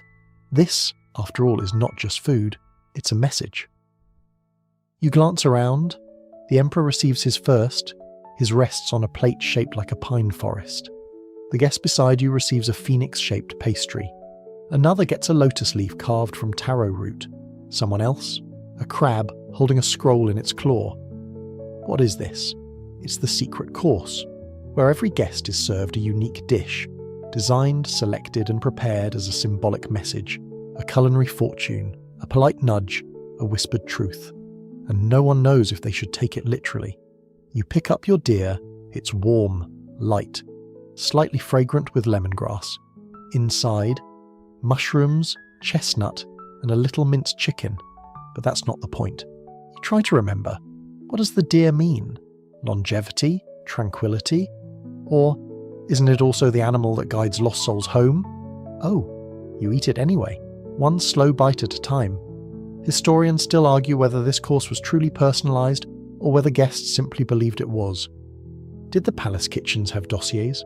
Did they spy on your poetry? Were these choices orchestrated by ministers behind fans?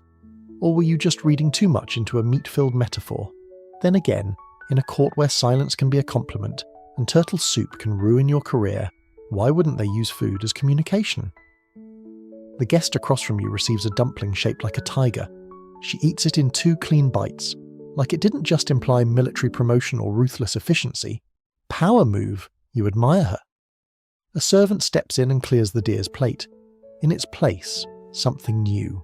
A platter of grilled riverfish, arranged in a sweeping curve topped with chrysanthemum petals and surrounded by sauce trails that resemble the bends of a river. Subtle, poetic. But again, not just about taste. This dish is meant to be read. The message? Perhaps, go with the current. Or, be flexible in unfamiliar waters. Or maybe just, don't swim upstream when the emperor is watching. You take a bite. The fish is sweet and smoky, the skin crisp. You follow the shape of the sauce with your chopsticks, playing along with the idea that you understand. Because that's what this part of the banquet is, performance layered atop performance. Then, dessert? No, not yet. What arrives next is a puzzle, almond jelly cubes stacked in the shape of a pagoda. Between each cube, tiny slices of candied ginger and green plum. It wobbles slightly as it's placed before you. You hesitate. Do you dismantle it? Or do you let it stand? The man next to you, old, silent, unmoving, eats only the top cube and bows toward the structure. You do the same. It's soft, delicate, just sweet enough to whisper civilization rather than shout sugar. You leave the lower tiers untouched, respectfully. Then comes something strange. A leaf, just one, placed on a tiny plate, still dewy, perfectly green. You blink. The eunuch whispers, olive leaf, picked at first light. You nod as if you know what that means. You don't, but you eat it anyway. Bitter, almost astringent. The texture is like chewing a poem that ends in confusion. Across the hall, a man receives a bowl of soup with a single, floating petal and a pearl-sized dumpling. He eats only the dumpling, leaves the petal untouched. A statement? A misstep? Nobody reacts. But a servant takes longer than usual to clear his bowl. Another dish? Miniature steamed buns shaped like the characters for wind, forest, and stillness. You receive only one. Yours says, stillness. Same as the rice cake earlier. Twice now. You pause. 2 dishes bearing the same message. That has to mean something. You consider the possibilities. You're being advised to keep quiet, to observe, to wait. Or maybe it's a compliment. Stillness, as in balance, grace, poise, or a warning. Do not stir the pond. You bow slightly to no one, just in case someone's watching, which of course they are. Then comes the drink. Pear blossom wine, clear and floral, served in tiny glass cups that look like they were blown from dew. You take one sip and feel your chest loosen. It's barely alcoholic. Mostly fragrance, but powerful.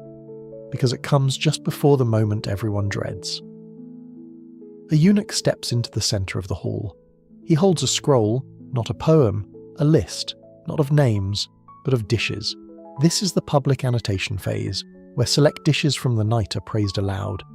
A tradition that began under the Xuande emperor, supposedly to elevate imperial taste and give subtle signals of favour. It is not, of course, about the food. The eunuch begins, "The emperor commends the clarity of the moonlight jelly." You feel a ripple. That dish was served during the ghost course. Someone across the hall bows just slightly. Perhaps the chef who oversaw it. The presentation of the deer-shaped dumpling is deemed harmonious. You blink, your dish, you don't move, but your stomach flips. The scroll continues. The almond pagoda shall be noted for structural sincerity. You hear one stifled cough of amusement, possibly from the woman in violet. And then the eunuch says, "The character stillness has appeared with intentional rhythm." You go cold, not because it was your bun, but because it was your second. A theme is being built, around you or about you. You keep your face neutral. You lower your eyes, you sip your wine. The scroll is rolled up. Applause, soft, precise. The tap of fingernails on porcelain follows. The music resumes, the dishes continue, and you're now part of the metaphor.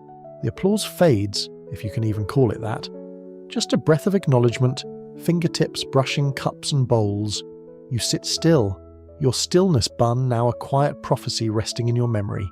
Your dear dumpling halfway to legend, and the almond pagoda a structural triumph you'll never look at the same way again. And then, without any warning, boom! A concussive crack of light explodes above the courtyard.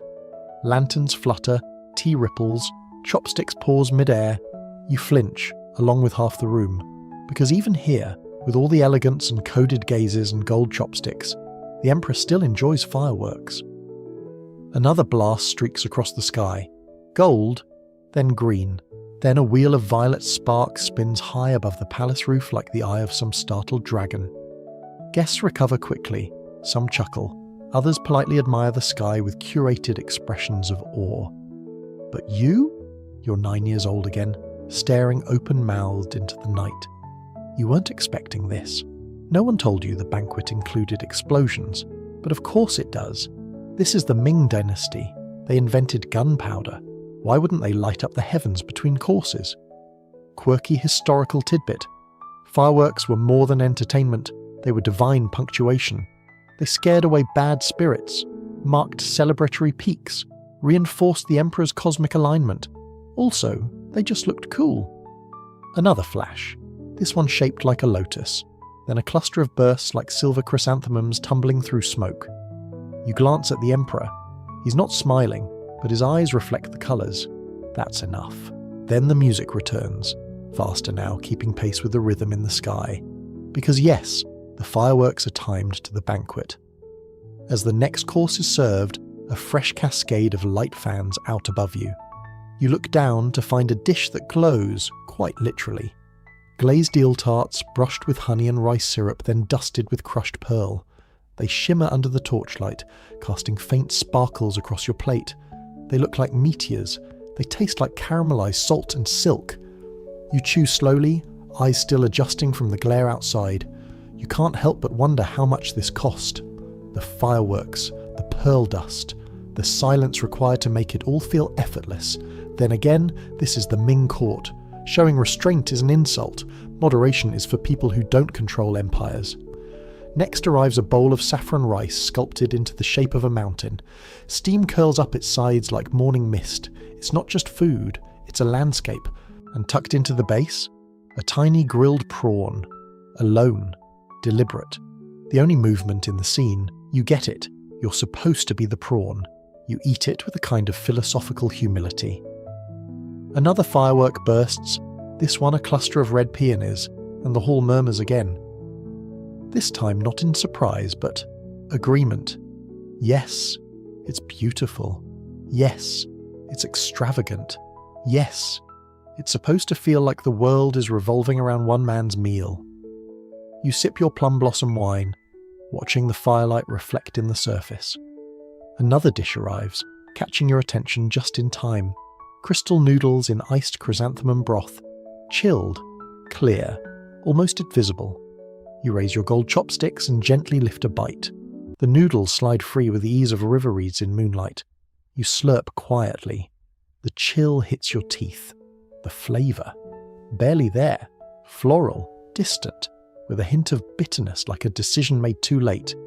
It's refreshing, but it stings. You glance again at the woman in violet. She's stirring her noodles into spirals, watching the reflection of the fireworks in her bowl. She hasn't spoken in some time. You begin to suspect she's enjoying this more than she lets on. Next to you, the man with bamboo chopsticks leans over just slightly. "In this court," he murmurs, "even the sky is edited." You smirk. Just a little, because he's not wrong. Then the servers bring out small lacquered boxes. Each guest receives one. Yours is black, inlaid with silver clouds and a single golden peach. You open it slowly. Inside, snow cakes. 3 of them, each the size of a coin, dusted with powdered sugar, filled with bean paste, and chilled until they melt on the tongue like whispers. But they're arranged in a triangle, and on the underside of the lid, painted in elegant brushstrokes, even winter carries flame. Another metaphor, another message. You eat one, sweet, cold, warming. It's an emotional paradox, engineered into food. And now the fireworks reach their climax, the music surges. Outside, a sequence of 20 bursts, each brighter, faster than the last, sets the courtyard aglow. Then, silence. A long, deliberate pause. You hold your breath. And finally, the last explosion. A golden dragon, its body spiraling across the sky, tail curling, head snapping in light. It hovers for a heartbeat, then vanishes. The crowd remains still for several seconds longer, not daring to speak first. Then, the emperor nods, and breathing resumes. The servers appear again. They move faster now. This is the wind-down phase. Dishes cleared, napkins replaced. A tea cart glides in, wheels wrapped in cloth so they don't make a sound. You're poured a cup of Longjing tea. Green, nutty, grassy. The taste of spring after fire. The heat brings you back down to earth. You survived the fireworks, you survived the metaphors, and your little deer dumpling, still remembered. The air is heavier now, not from smoke, though the last trails of fireworks still linger outside, but from the slow gravitational pull of finality. You feel it in the slight hush that settles after the last golden dragon fades from the sky. In the way the servers no longer glide but move with quiet efficiency, and in your own bones, which, frankly, feel like soup. This is the phase known to veteran courtiers as the long goodbye. And no, it's not a quick bow and a dash for the door. It's a ritual, a performance unto itself, one that must be executed with precision, grace, and the exact amount of humility. But first, your cue. A tray of farewell sweets arrives. On it, 3 items, each symbolic, each a subtle test of your ability to decode parting words without speaking any. First, candied lotus seeds served in pairs, symbol of purity, continuity. You pop one into your mouth. It's sweet with a slight crunch, comforting, a quiet, well done from the kitchen. Second, a single lychee, peeled and resting on a jade spoon. You're meant to eat it without lifting it. Just lean in, bite it. Gracefully. It's juicy and it threatens to dribble down your chin. You catch it with your tongue. Victory. Third, a folded pine nut pastry shaped like a fan, its folds intricately layered, its fragrance warm and spiced. You're not supposed to eat the whole thing, just break off one corner. Why? Who knows? But you do it anyway. A server removes your tray the moment your fingers lift from the pastry. That's the signal. Exit protocol has begun. A bell rings, soft, low, a note that vibrates somewhere in your ribs. The guests at the centre table begin their departure dance. It starts with 10 bows. No, not 10 bows total. 10 types, each with its own name, angle, duration, shoulder placement. You watch carefully as the first group performs them in perfect sequence. The respectful bend, the humble incline, the gratitude dip, the shadow salute, the three-pointed reverence. You try not to panic. You know maybe 4 of them. You will fake the rest with confidence and supple knees. Next, 4 poems. Each departing guest is expected to offer one, or rather one stanza, a couplet, often improvised, sometimes rehearsed. The first guest says, "Lantern smoke meets plum tree shade. My thanks stretch farther than the jade." Soft applause. Another bows and offers, "I leave the feast but carry flame. The turtle knew, and so must I." That earns a look from the emperor. Neutral, maybe amused, maybe not. Now it's your turn. You stand, you bow. Once, twice. You invent the rest mid-motion, then speak. In silence fed, by moonlight stirred, I carry stillness like a word. There's a pause, then the faintest clink of cup on saucer. That's enough. Now comes the slow walk, not toward the exit. No, you walk sideways, left foot, bow, right foot, pivot, pause. Because turning your back on the emperor, forbidden, you must face him until you pass beyond the second lantern arch. Only then may you bow again and turn to leave. Of course, as you walk, you're also expected to offer 3 expressions of gratitude. To the emperor, to the banquet, to the kitchen, in that order. You speak quietly as you pass. To His Majesty, I offer breathless thanks. To the feast, a humble heart. To the hands unseen, I bow. You reach the arch, bow again. You turn, you walk, you do not run, though every part of your body would like to collapse into a nearby koi pond. Quirky tidbit. Some departing guests would intentionally walk slower to hint at reluctance to leave, hoping the emperor might summon them back for future honour. Others walked too slow and were politely escorted out with a smile and a permanently closed door behind them. You strike the middle ground, balanced, bowed, mostly intact. Then, a voice. The eunuch beside the exit calls your name, softly, formally. You freeze. Is it over? Or is there more? He steps forward and hands you something wrapped in silk, a departure favour. You bow again, more out of reflex than understanding. You walk a few more paces until you are officially beyond the main hall, only then do you open it. Inside, a small sachet of fragrant herbs, red silk, gold thread. Inside, a slip of paper with a single character. Jing, stillness. You exhale. They remembered. They're sending you out with the same word you arrived under. It's not a reward, it's a whisper, a nudge, a warning. You fold the silk, press it to your chest, and step into the corridor where the flickering torchlight feels oddly cold after the glow of the hall. Behind you, the banquet continues. Just a few more guests remain, and a few more verses to be spoken before the night ends. But you've made it. Through turtle traps and yak's tears, through deer-shaped dumplings and moon jelly, through poetry and parables and metaphors served in crystal bowls. You made it through the long goodbye, and now the night exhales around you like a tired dragon curling back into sleep. Outside the main hall, the air smells different. Fresher, yes, but also freer. The stillness isn't symbolic now, it's just quiet. You walk slowly down a corridor lined with carved wooden panels and shadowed lanterns. No music, no servers, just the faint rustle of your own robes. And then, like a whisper through silk, comes a familiar scent. Sesame oil, sweet bean, roast duck. You turn a corner and find a long lacquered table. No seating, no decorations, just a quiet spread of covered trays and bamboo containers. The leftovers table. You weren't told about this part. No one ever is. But here it is, waiting, quietly radiant under a canopy of moonlight and mosquito nets. This is where the myth of the Ming banquet and the reality of the hungry guest meet and nod to one another. Now, here's the catch. You can't just start grabbing dumplings like you're raiding a festival stall. No, this table has its own rules, its own silent hierarchy. The first thing you notice, every dish has been replated, artfully, as if auditioning for a second chance. Cold slices of tea-smoked duck fan out over plum sauce, miniature spring onion pancakes stacked like scrolls, moon jelly cubes in clear chrysanthemum broth, refloating for a quiet encore. You approach the table and pause. A server appears behind you. You didn't hear her approach. She gestures toward the table. "If you wish," she whispers, "but choose with care." You nod. Because this is not about hunger. This is another message. Taking food from the leftovers table implies something. Maybe humility, maybe appetite, maybe desperation. And if you take the wrong dish, one that was reserved for a higher tier guest, you could start a scandal, however quiet. You scan the offerings. The sweet lotus bun seems safest, symbolic, modest, elegant.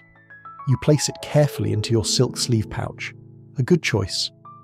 But then your eyes land on something strange. A single piece of fermented plum, resting atop a sliver of fried fish. It's unlabeled, not familiar, and no one else has touched it. Curious. You lean closer. There's a scent, sharp, almost citrusy, with a hint of smoke. You reach for it, and a low voice says, "Not that one."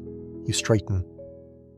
The speaker is older, dressed plainly, but unmistakably a court official, possibly retired, possibly someone who once didn't listen to a warning like this.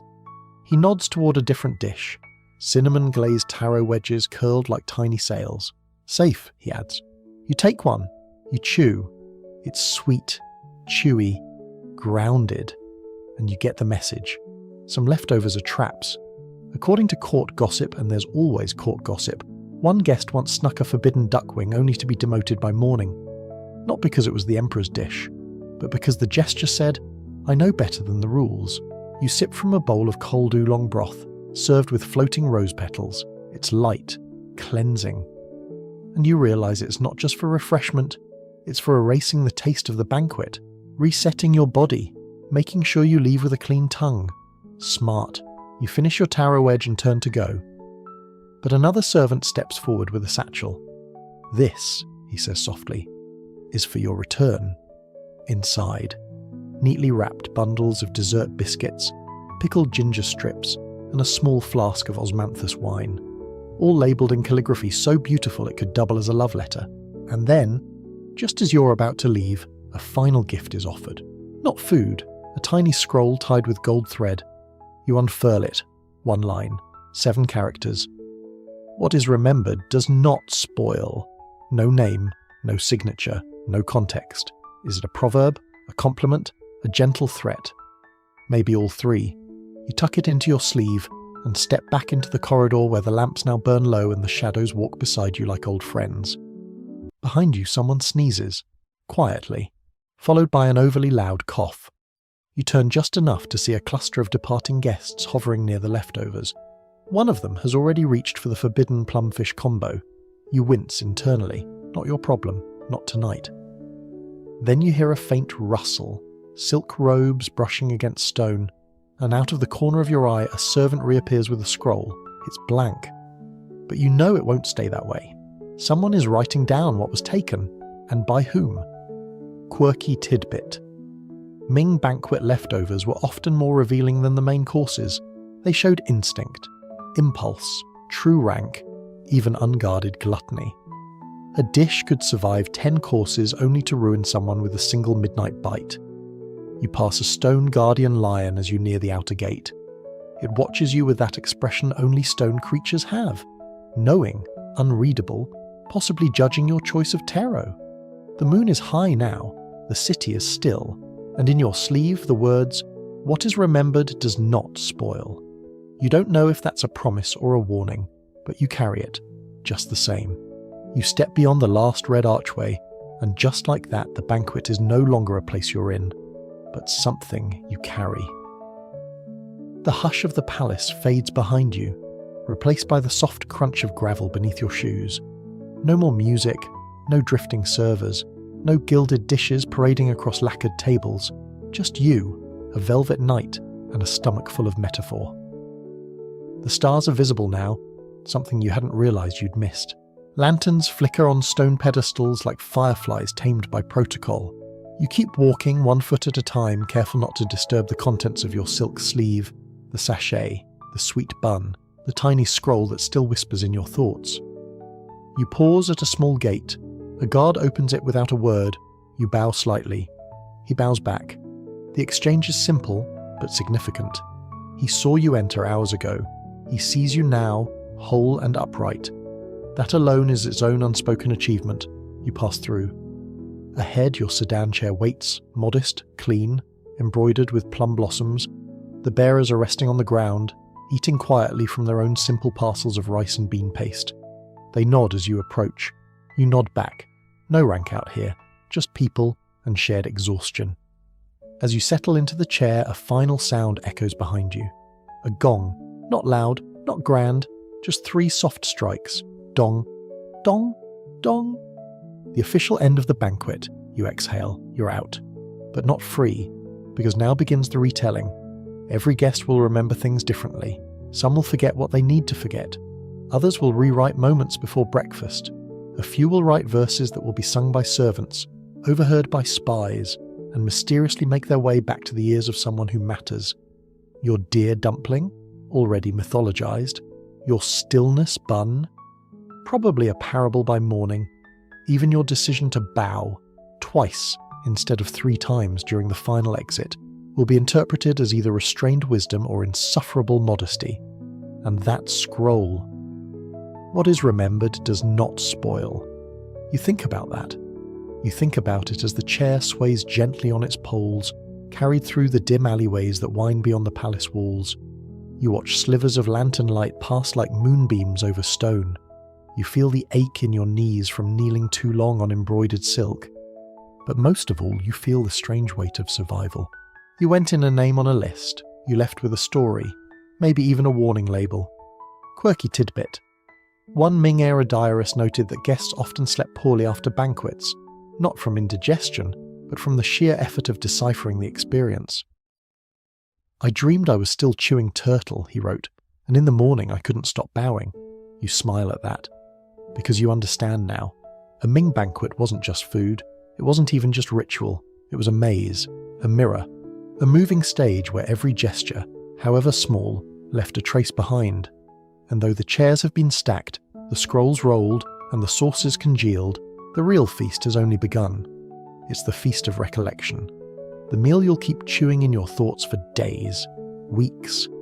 And maybe, if you're lucky, or unlucky, others will be chewing it too.